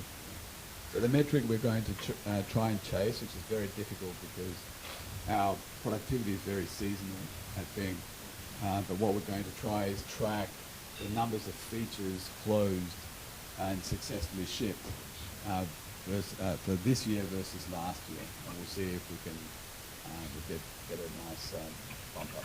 One last thing about this slide that may not be obvious is that the number of test files and unit test files changing is also increasing in each release, right? So it's not like people are just writing more code. They're actually bringing in production code and test changes as well, which I think is really great. And we didn't talk about code coverage at all in this deck, but I'd made some comments that code coverage is something we pay a lot of attention to, and you can really see its effect between May, June, and July as that purple band gets wider each time, right? So people are really starting to take to heart the email that we're sending about either the good code coverage or lack of code coverage in your DLL, and we provide as much data as they can handle, and they just go and unit test it. We'll just move very quickly through the rest of the stats, and we'll get to key learnings so we can open it up for questions. So yeah, this is just bugs discovered. This is all by Robot Overlord. So this is a result of it running one or more of its automation passes. May was brutal because we were trying to stabilize a social release and get our feet under ourselves with respect to agility. There was a number of tests that quickly moved from working suite to staging suite because they weren't reliable. So you see a lot of that noise in May. But June and July have both been really stable. And of course, ship time. Again, this is just a more clear exposition of how long it takes us to get to production. Number of change lists. So I think that we showed this one earlier, the one in the inset graph. Yes. I'm still trying to wrap my head around how most of your change lists are 1 to 3 files. Is it because core UX has a different kind of layering compared to, say, other search facilities? Like you make a change, you have to like. I can't remember fixing a bug that didn't touch more than 2 files. Well, it's a great question. A lot of it's about half, is it? A lot of the changes about half of the changes are 3 or under. That is a direct consequence of some of the architectural and design pattern decisions that we made. So when your code is that loosely coupled, yes, you can actually make changes to certain parts of the code base. And given that you're protected by the tests that are part of all those components, that probably has gone a very long way to manage or enable developers to keep their changes small. What this actually reflects is that developers and testers following the guidelines, which is ship often, ship small, right? So if if you have a series of changes that overall will require 20 files to be touched, and you can actually legitimately break them down into 2 or 3 file check-ins, you're very much incentivized to do that because your risk ratio is much lower. So for example, if I introduce a regression that had a test gap, so in other words, it went out to production, it's very likely that your change, on average, will have lesser impact. So say if I'm changing CSS, right, and I make a small change and the Uber function is to completely redesign some core component. Well, I might break that down and just do, say, the container that wraps that UX. Right? Or if I'm doing something more infrastructural, like something for Sparkle, maybe I'll make a small change to the feature set and vet that out, make sure that I have, not only do I have the right sort of test behind it, but I can actually also see it working in production. So one of the largest areas where we have, I think, the most gap and the most, the most dice to roll is perf, right? And that's why we've invested heavily in IXP. It's not enforced, but if I make a change, I put a beautiful piece of Link. We have a lot of developers who love Link, and sometimes Link gets it right, and sometimes Link goes and destroys your performance. We see it pop immediately to the top of the stack. If you've made a small change, at worst, the DRI, whoever's actually looking at the issue, can actually look back over your changes and only has a couple of changes to those and says, oh, okay, well, here's a potential candidate. That's, again, one of those virtuous cycles about having lots of small changes going through every day. Does that make sense? Seems so. Can I suggest something? Yeah. So there's about 170 people who are right now participating in this, right? And you have about 30 changes going on every day. So on average, a change is being made once a week. So the developer is more or less checking once a week. And if you're saying that some of the changes are partial, that means to kind of get the full functionality out, might be taking like a month. Right? No. I'm just making up the ratios. Right. Is that a fair characterization of? No, actually, there's a graph we've taken out here that shows the actual number of check-ins per user. So not everybody takes our guidelines seriously. There are teams that will maintain a shipping cycle of around a week. Again, the risk is on that team. And obviously, if they have the right level of coverage, they're probably fine. And the stats so far support that theory. But what we have seen is that we have a fairly small number of rock stars that are checking in once to 4 times a day. They're actually following that guideline directly, and they're seeing a lot of benefit from their feature team. The feature team sees progress all the time, and we're actually seeing. It's one of the next slides I'm seeing. We're actually seeing better design. When you're forced to change, to think about your feature in a to make that change in a progressive manner, every change must leave the code base in a functional state. And so, because you might go out that next day. And so we're actually seeing a very serendipitous uptick in design quality, and it's actually fully vetted out by the number of our live site events. It's drastically gone down since agility started. So this is one of the key learnings that we're taking away is some of these concerns and questions that you have today, they're exactly the questions that we had. And really there's very few ways that we could force or vet these questions out before we actually had the whole system in place. All we could do is patch as much as possible. So check-in wizard, not letting you check in broken stuff, enabling developers to have access to tools such as IXP. So if someone thought, well, this may have performance implications, let me go and try it out for myself and see it working at internet scale, then I can be sure that it won't cause an issue the next day. So we're just about to wrap up here, but we just had 3 or 4 slides on what our key learnings, our takeaways that we might think that other teams within Microsoft might want to take away. We'll start with the initial concerns, and actually some of these you've all asked about. The big question we got all the time is, how do I get my big change in? And how is it that I'm going to get my, my Uber rewrite of, some awesome framework that I wrote? And the reality is, you don't. Right? In a running service, in a service that's running every single day, rewrites of entire frameworks are dangerous and risky. So the need for them is immediately questioned. Once you've gone over that and you must make that change, now the guidelines suggest that you break your changes up and make them obviously work they need to work such that every check-in you make, you're not breaking functionality. What that forces you to do, for example, is, especially since we're using IOC, is fully implement. So if I have a new concrete, if I have a new logger I'm implementing, from day zero, I'm forced to fully implement the contract, right, that is exposed via that Prius logging system has, for example. Right? So that aspect of it helps keep the quality of the code to a certain level, and helps make the developers make the right decisions around how they architect or how they design their code.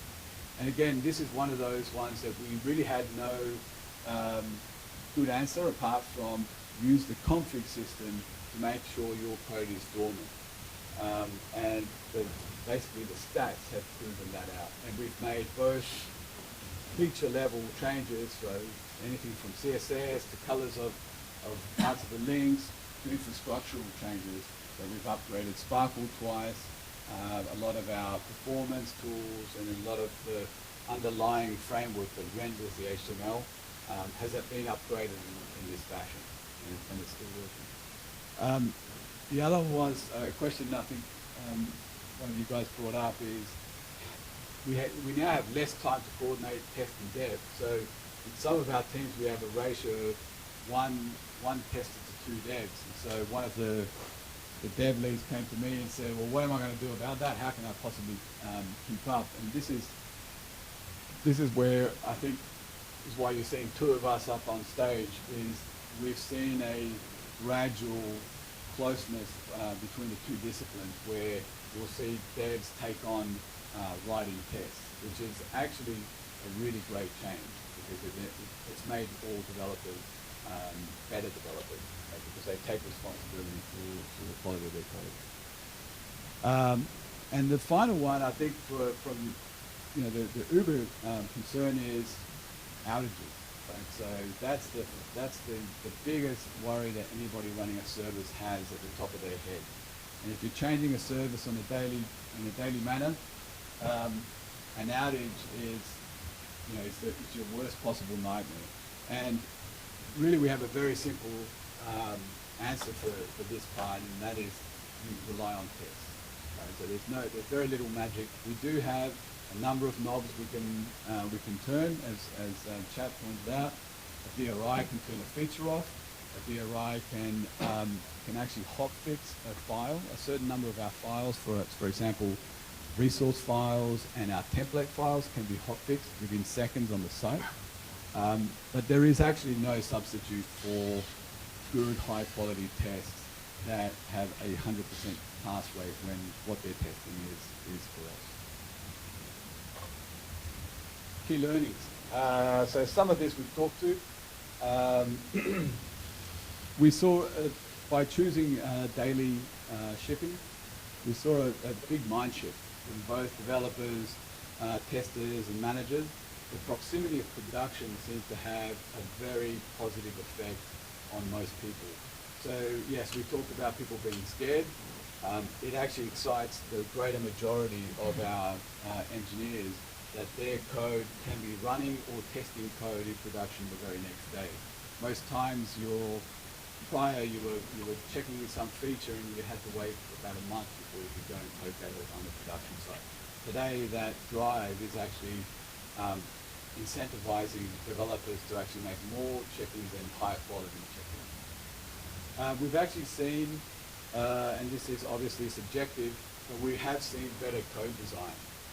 We have seen people get behind the concept of IOC and contract-based development, and that has helped keep changes small, but also correct, right? And so that's again, one of those things that we couldn't have vetted out until we actually had the whole system running, more thorough code reviews are also evident. So I don't know about you, but if I get presented with a 60-file review, I inadvertently will review it in a very different manner than if I'm reviewing 5 files. That is just human nature. And so what we're seeing is a lot of very thorough code reviews that result in people going and making changes. And here again, the virtuous cycle, because we have a very rapid build and startup in a loop, the whole excuse of, well, let me fix that in next check-in, it might break the test bed for 5 minutes. That's no longer runs. And so basically what we're seeing is the right level of quality hits our beds hits our branches every day. So that's again another aspect of the proximity of production helping. We have had a perf issue. We had a perf issue for about 2 weeks before we really noticed it. It just bumped up our 99th, and we just were sort of flying blind to that. We've since put tests that will now alert us when our 99th goes beyond a certain threshold. That's a really hard one to get right. We have to constantly prove that number. But what it allowed us to do, our daily shipping and small changes, we only had about a week's worth. We were able to see exactly when it started, so we only had to do a week's worth of changes to look through. So Chap, myself, and 2 other developers basically changed these numbers and did a binary search over the change until it got introduced. It turned out to be quite a nasty bug in the CLR, actually with satellite assemblies that the ASP.NET team knows about. We had a very simple fix. We just minimized the number of satellite files. But it literally took us about an hour to find the issue.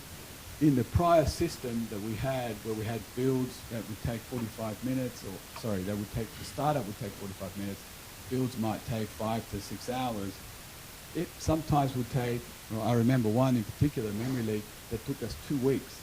It was 2 teams, 2 leads, 4 devs each, all trying to find a memory leak over 3 months worth of work that got shipped together. And so that really, really paid off. I had both examples in my head as we were doing the binary search. I mean, we kind of felt silly, like, okay, you take this change, I'll take that one, this pass or whatever. But it really worked. So it paid off. Even a brute force, let's go and find where the regression started, was actually a viable thing. It wasn't that expensive. We've had less live-site, I think we took out the live-site events, but we've actually had less live-site events since shipping with Daily.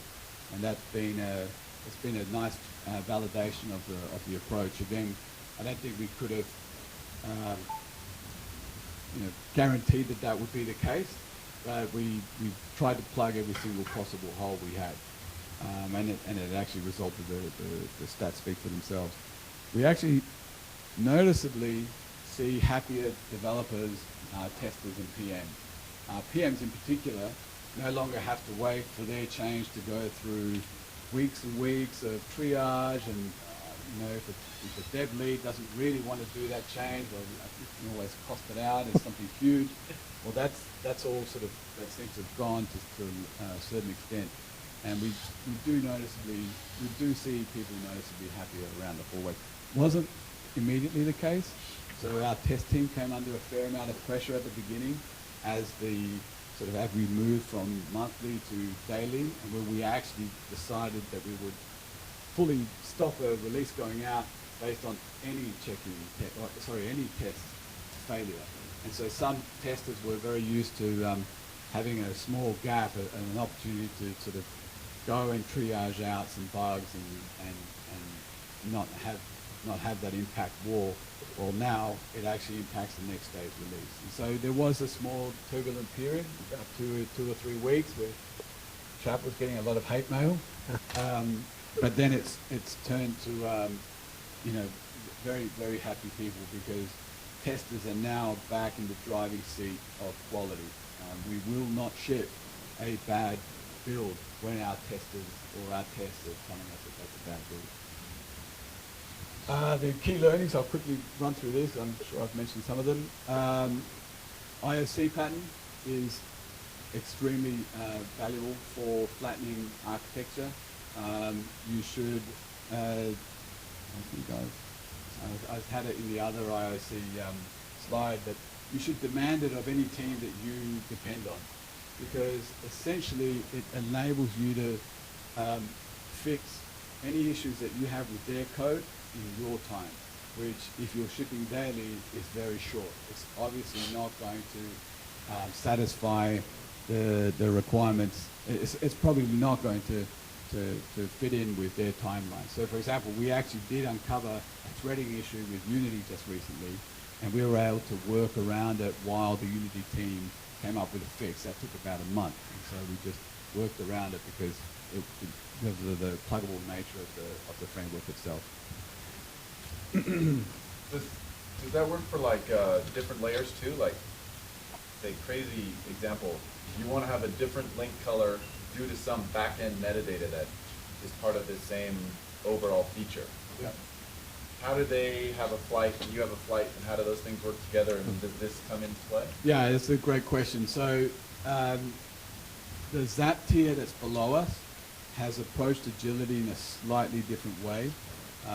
What they've gone for is continuous deployment, where you will bring in your code base, your plugin, and you can actually, you're not in a working branch at all. You're actually deploying DLLs to a running service that actually goes and picks them up also. So they have, and they're currently working through the machinations of that and undergoing some churn. But it does cause a gap at the moment, and we actually have that gap also with the tier above in the front door, and even with our indices. All of Bing in June of last year undertook a very real management, top-down commitment to moving towards agility. So we fully expect most of the back-end services, anything that you would regard as a back-end service, like an index or a database, etc., will move to weekly. And there is a lot of good pressure right now due to the success of this effort for the tiers above and below us to move to a daily or a contiguous deployment mode. But we haven't removed the need to actually coordinate some features, right? For example, social pane. We can't render a social pane without social data. So we are beholden to when the social team, the back end, releases their code. And so we use the same config system to actually put dates on when we release code. And what we do in the meantime is we use mocked backends. That's how our tests work. So we can actually take a binary blob of what the backend team is going to suggest that they're going to send us. And in fact, you can actually you turn it into XML, and then you can rerun that XML. You can tweak it. You can do whatever you like to it. But check it in as a check-in test, and be testing what will eventually be turned on. Can you mock with forked traffic? Or do you have to, because otherwise how would you fork if the back end may not be there for that request? Does that make sense? Yes, you can't mock for forked traffic because by definition that is real live queries, right? So we don't have that capability. But could you mock your back end, let's say? We do. With the forked traffic to test, as long as they hold up their contract, you've tested it with your production data, but can you trigger your forking just for data that could actually have a back end that was also in their flight, if that makes sense? So we can, so the forking service that we use through the front door allows us to add whatever augmentation as it passes the stuff through. So we can say, and set flight equal, dev:1, where we wouldn't have seen it in production. Or we can say, pass these search queries through, but redirect them to this test backend. Like we can affect, it's not straight, we can certainly do straight fork traffic. What we've seen the most of, especially when they're trying to ship social, and the problem with fork traffic is the only stuff you're going to see from fork traffic is what you're already seeing in production. So for a new feature like the social pane that we hadn't shipped yet, they had no way to fork. So what they would do is they would take existing traffic and rejigger it so that it looked like the traffic they were expecting, and so then they were able to exercise their own entry points. If that makes sense. So yeah, we have the ability to take that live traffic, make tweaks to it to suit our needs in addition to what was already there, to make sure that we can hit those. I was thinking more like if you indexed my social information, but you didn't index everybody because that's just a flight on the back end, so you only index some small portion. How do you know to fork my traffic because I happen to be in the flight in the back end? Yeah, so that we can change the cookies on the request, we can change the flight, any kind of user augmentation that we need. And that most of the stuff that we rely on the back end for user or session specific stuff is handled in the cookie. Right. And once it's all in production, so say the social pane shipped, but they're shipping behind a flight, and the UX code also shipped. It's not actually running in production until someone decides, hey, this flight's going to go to 5% or 100%. So you, as a test team, as a feature team, can actually go and you can force flights. We have URL parameters at Bing that will force a flight. You then have the benefit of having the entire production stack, not some test bed where we might have some small index. So maybe some small corner case shows between a smaller index response and the social data response code. So you actually have an ability to go and poke at it and even run tests against production if you so wish. But you have at least the satisfaction of being able to poke at it and hit your scenarios once it's all in. Then to turn it all on is a completely different process. And to just follow up on that, just so it's clear, the vast bulk of our functional automation uses mocked backend response for stability, because we can't be certain that the backend that we hit isn't going through some kind of rollout or some bad situation. We don't want our tests to fail because they're having issues. We want our tests to fail because in the perfect example of them giving us back exactly what we want, we're having issues. So I think I've mentioned most of these other ones. The one working branch also has been a major boon for productivity. I mean, the amount of time we used to lose to trying to stabilize a recently integrated branch is horrendous. And not only that, you just have the developer and test churn of, what branch are we in this week, as the release goes through its cadence. So at the worst possible time anyway, because that's when people are trying to hit code complete, right? Right. When you're trying to RI. So key learnings, we've said it many times, automate all deployment and validation work, so all the tests, scheduling tests, getting the test results into bugs or into pass states needs to all be automated. A key learning as well is to remove the process and emotion from shipping. So something like a public TFS query will actually minimize huge amounts of both emotion but also email and questions. That is actually a real boon to productivity as well. It's also great for management. So very often management had to go and poke and find out where are we with this month's release. Well, everybody has access to that TFS query. Remove all permanent test beds. So the dependence on test beds, Chap mentioned that we had 5+ test beds before. Some of them would run aground after a few weeks and no one would be bothering to update them. It's actually a lot of upkeep that test beds need to keep them functional. So make them only temporary and allow people to push their code privately and have access to production scale traffic. The other key one is to treat agility as a feature. So basically make sure that you have agility metrics. I assume there wasn't much you could do with that period either. Did you get the Mute them. Track the agility metrics and then force this in the same way that you'll fail a check-in due to a broken test. Don't allow your agility metrics to be destroyed by people checking in. This is a key one because the effort that we took, even though it was only 8 people, it was over about a year, and so we don't want to keep having to repeat that. We want to automate keeping the whole system as fast as possible, and that's obviously part of protecting the vulnerability. And that's about it. Yeah.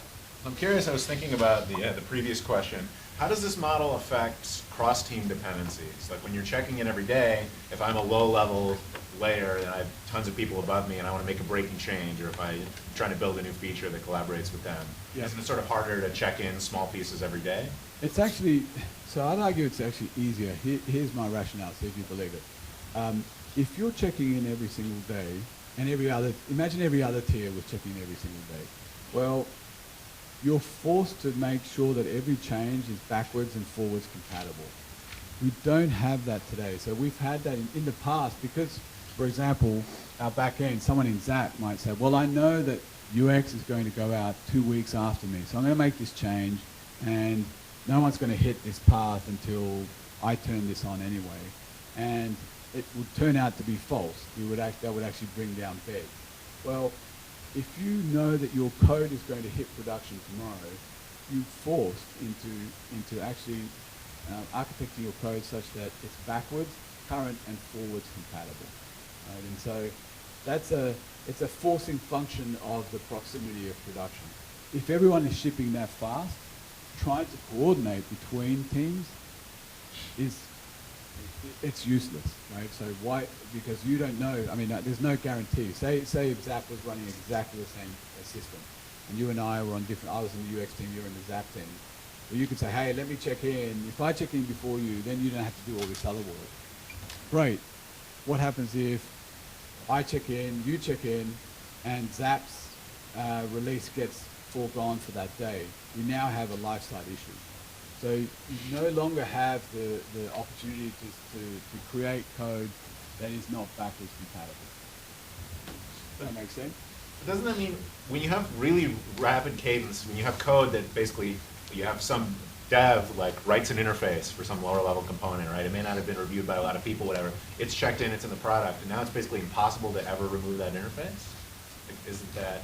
If that interface is now being depended on for the system, and we call it flight 0, right? So if it's actually code that's running by default, that's correct. To some level, until you upgrade that interface and then force your code to go through another path, that interface is locked in place. Yep. I mean, you're running, the key concept, and I'm sure it's not lost on you guys, we're writing services. Services must change by definition on in a very rapid level, and making breaking changes, changing code that is not backwards compatible or is not forwards compatible is a giant risk. We've seen it pay off time and time again to actually invest in that extra X number of minutes to make sure that the code works either way, versus what we've seen in the past. Some small component somewhere makes a decision, well, by the time I'm checked in, version 3 from the back end is going to be here, so I don't even have to write version 1, 2, and 3. I just have to write 3. Well, that's bitten us in the past, right? And so now you don't have that. You can't rely on that, on the cadence. I will point out, once we got this system in place, we actually had a lot of questions from the PM team who now said, okay, well now how do we manage releases? What do we do about bigger items? How do we coordinate between Zap and Index and Object Store? Really big changes, like for example the snapshot or some upcoming features that are going to be part of the social. And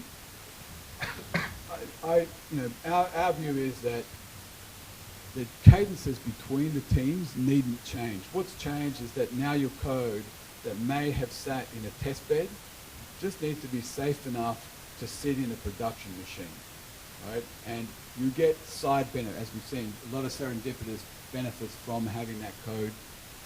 You're only looking at one environment, you're only checking into one branch, you're hitting all your regressions and all your integrations in the one spot. That's when you check in. And so all of that added together is a net plus. It certainly seems to be from a stats perspective. I think you had a question. Is the production mainline also a flight like any other? And can you promote the test flight to the mainline? Yes. So it's a special flight because when you hit Bing and you don't have any cookies written, you go into flight 0. You're not even flight worthy at that point. But you get put into it's kind of like Inception, when he goes into that dream within a dream within a dream. You can't possibly be in a flight until you have cookies written. So your first few queries, until we do what's called a mood sync across all live.com, Bing.com, etc., you're actually not eligible to a flight. At that point, the default flight is running. So any time that the config system didn't supply a matching variant, we drop to the bottom line of the config. So if someone put this is enabled equals 1, and then for some flights turn something off, you will get that 1. Yeah, and so if you remember how our config is set up, that it's first match. If you have all your other entries are not matches because you're not on that flight, then it'll go to the default, right? So the stuff we consider to be flight 0 is just like no variance on the config. It's just enabled equals 0. And so yes, the idea is with flighting, you would have your feature out in front of the public, a small percentage of the public for 2% of the people for maybe 2 weeks. And then we gather all the logs, they'll do all kinds of performance analysis and session analysis. And if it looks like a good flight, then it's just a matter of, making that config switch to say no longer just on this flight, but let's consider this to be the default by promoting it to flight 0. So actually, a flight is just a different configuration, let's say, but bits are everywhere the same. Yeah, exactly. Yep. And you can, I think to answer the second part of it, you can just say this flight is now default. So this variant is now default. So that's how you ramp up. And that's exactly what every feature wants to do. Mm-hmm. Every feature wants to make it on a default flight. Otherwise, what was the point of working on it? There's a question on the meeting. How does forking work with features that modify data? Do you have a replicated forked data store? We're fortunate. I know that's probably not the case with you guys, but Core UX is fully stateless. But as Bing addresses the agility effort across up and down the stacks, there's a number of efforts down stack of us to do row replication of our index. So we've just recently strong-armed Junhua to give us 2 rows of our index, which is something like 10,000 machines. So if there is any issues with, for example, cache poisoning or other data modifications, we can actually detect those early. They're undergoing their own versions of the agility push at the moment, that's certain parts of their agility push. For example, their platform updates, they're looking to replicate what we've done here. The really cool thing though is because this config system is endemic to Bing, every layer uses this version of config, we can attach specific marker to our fork traffic to say this is fork traffic. So all the way down the stack, every tier knows that up on a per query basis, whether it's live traffic, even if it's in production, or if it's fork traffic. And the data, the services that are being asked about in this question here would be like online memory or your search history that's specific to a user. When those services would get fork traffic, they would just not go through that portion of their code where they're writing data. It would just allow you to read the data, but we wouldn't. So that's how we're going to manage to fork from production back into production and not screw up everyone's personal data. Because they'll just, they would use the mocked backend to validate, okay, what does the search history page look like, for example? Just have that mocked out so we're not hurting anyone's history. There was one more question that slipped by. So there was one more question. Do you have another question? I forgot it.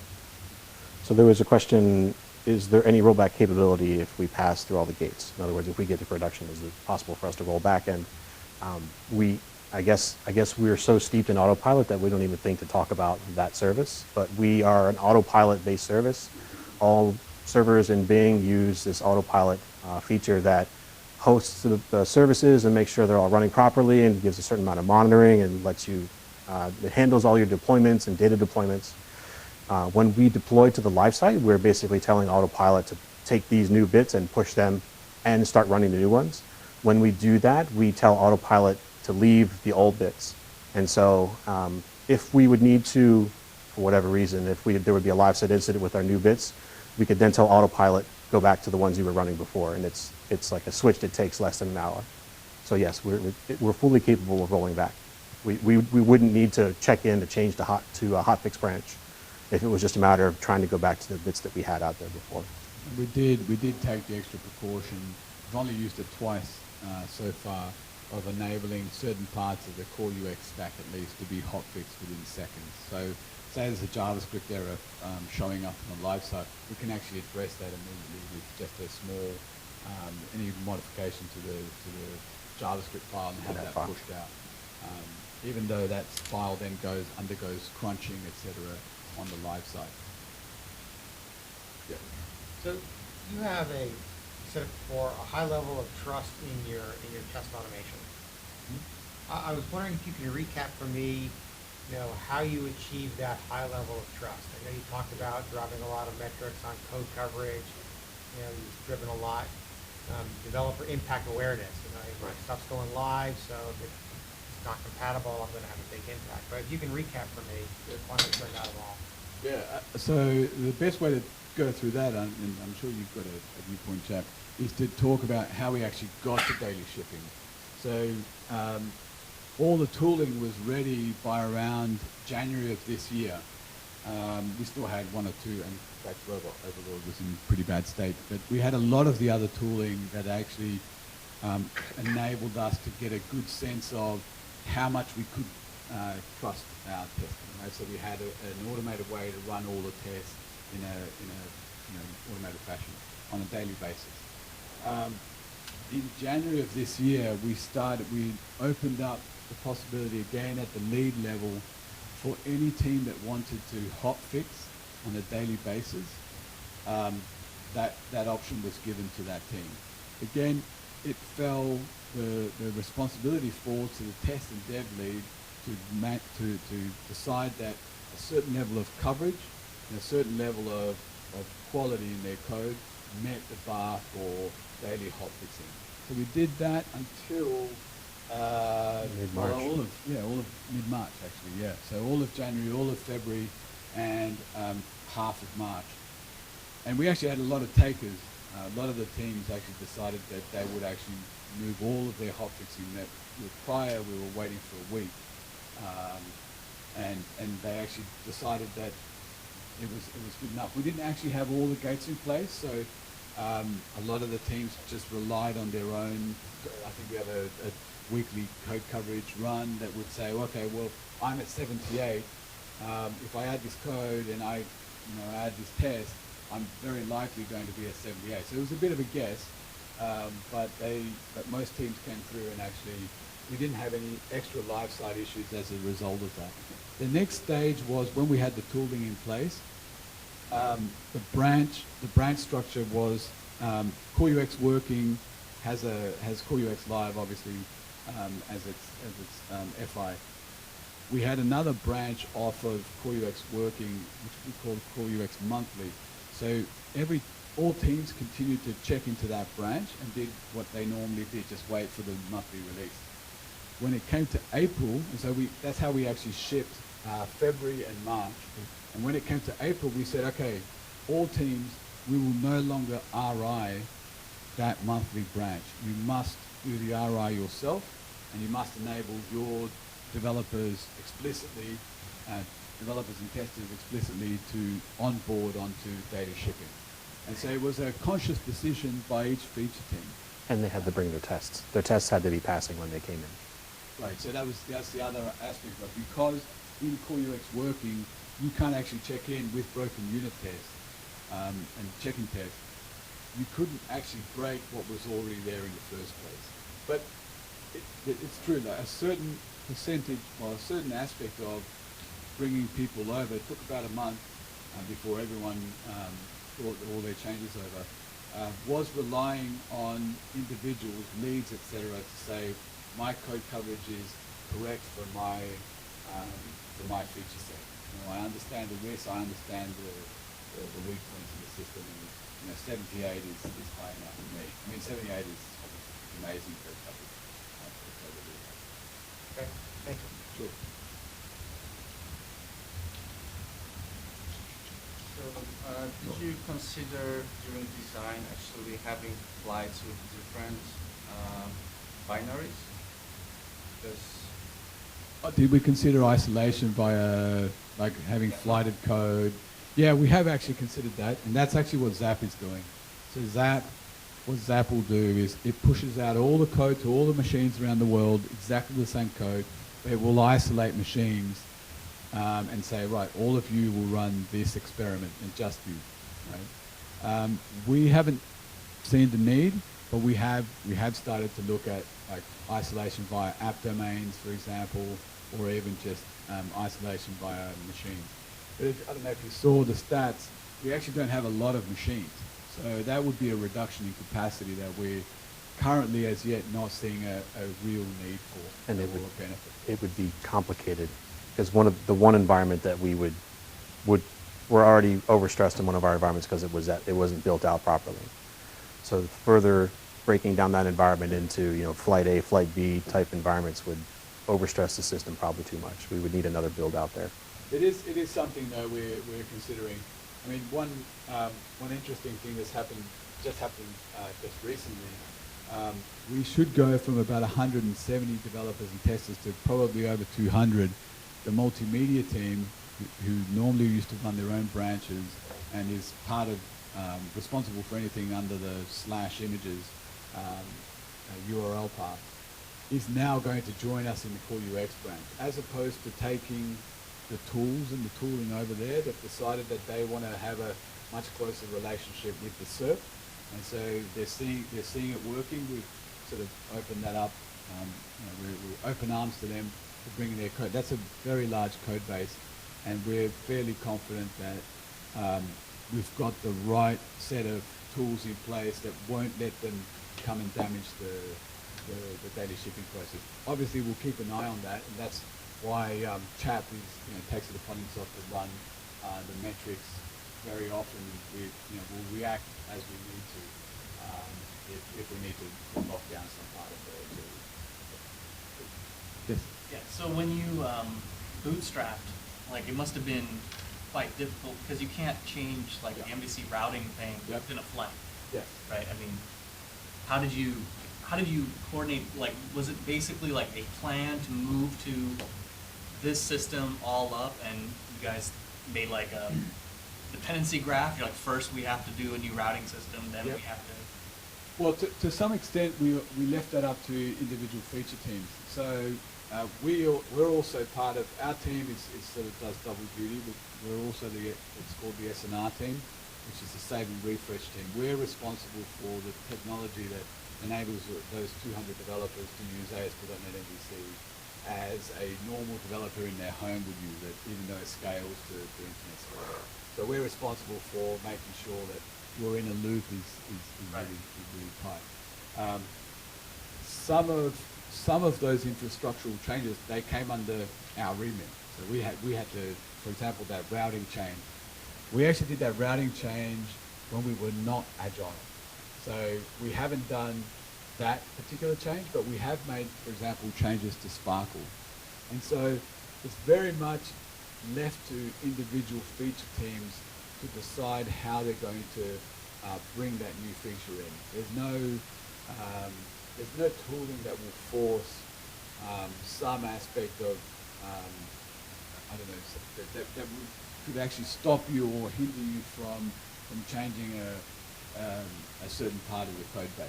But it's a fairly open code base. We do have Pacman, and that is packages. I think there's a misunderstanding. My question was more about his question about process isolation versus something else. How can you experiment with something that has process-wide impact?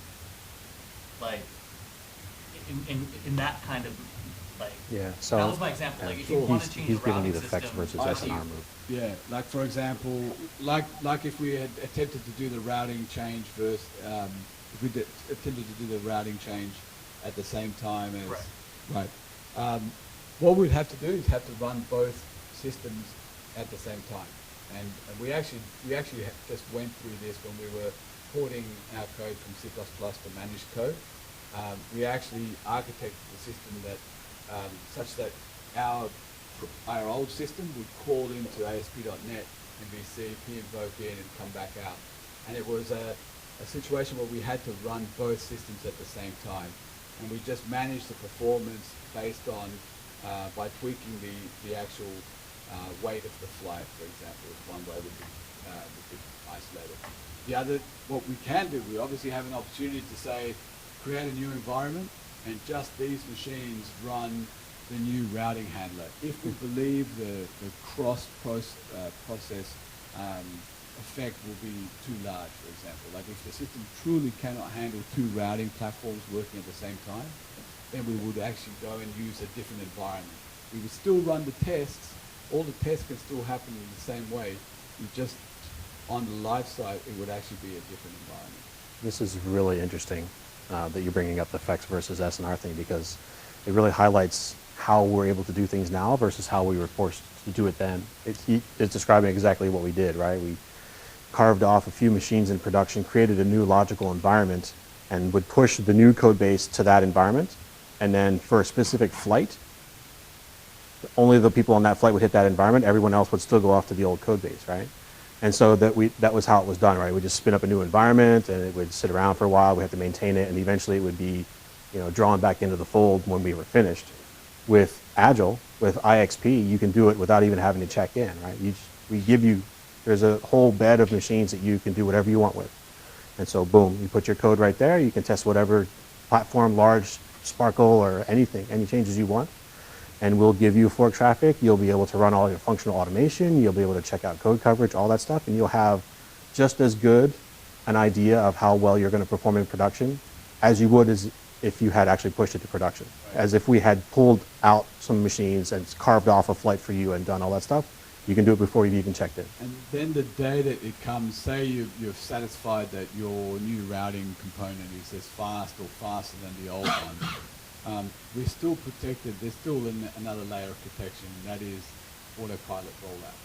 Right? So the way autopilot works is that we choose a canary environment, and then even within that environment, we use scale units, which are essentially around 20 machines, where it will push the service, the new version of the service for a few minutes, watch it for 15 minutes, and then decide to move to the next scale. Right? And so once it's done a whole data center, it will then move to, once it's actually done the canary data center, it will actually go and push out to the rest of the data centers around the world. So you do have another layer of protection, whereby as soon as your new version, imagine your new version started getting fork traffic, and somehow, even through all the testing that you've done, all the layers of testing you've added to your new component, somehow when it hit production, it was seeing, I don't know, you were generating objects at 10 times the rate all your objects were going to GC2. You would actually see that. We actually have parts of our rollout process will watch those counters and roll back if the system is in a bad state. Yeah, this is another functionality of autopilot. And we haven't really talked about what happens when we try to push to production, but autopilot watches a number of different metrics and will automatically roll back for us. Like if it sees anything unhealthy, it will just, and we can specify in one or more queries that we expect to always pass, and if they fail, autopilot will just throw up its hands and say, well, something bad happened. Let's get it all back off, and you guys can start it again later when you. What's more likely to happen though is that you'll see, say, I don't know, 99th percentile latencies will jump, right? And so everything looks fine. DRI notices 99th percentile latencies are up.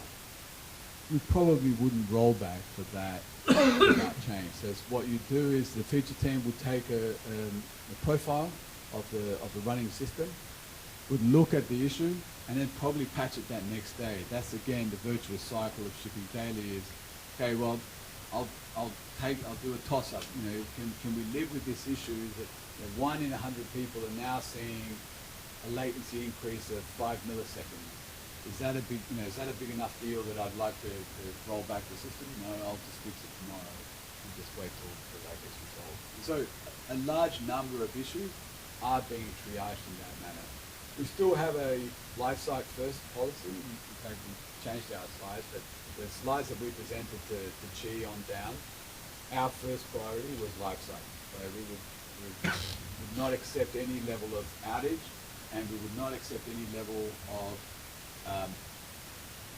they're tracked by ITRs, but any issues that were seen on production that were found by users, we didn't accept an increase in that number when we took this project on. So luckily that's it's panned out. Great. Thank you, guys. If you have any more questions, feel free to ping us. We're happy to answer any more questions you have.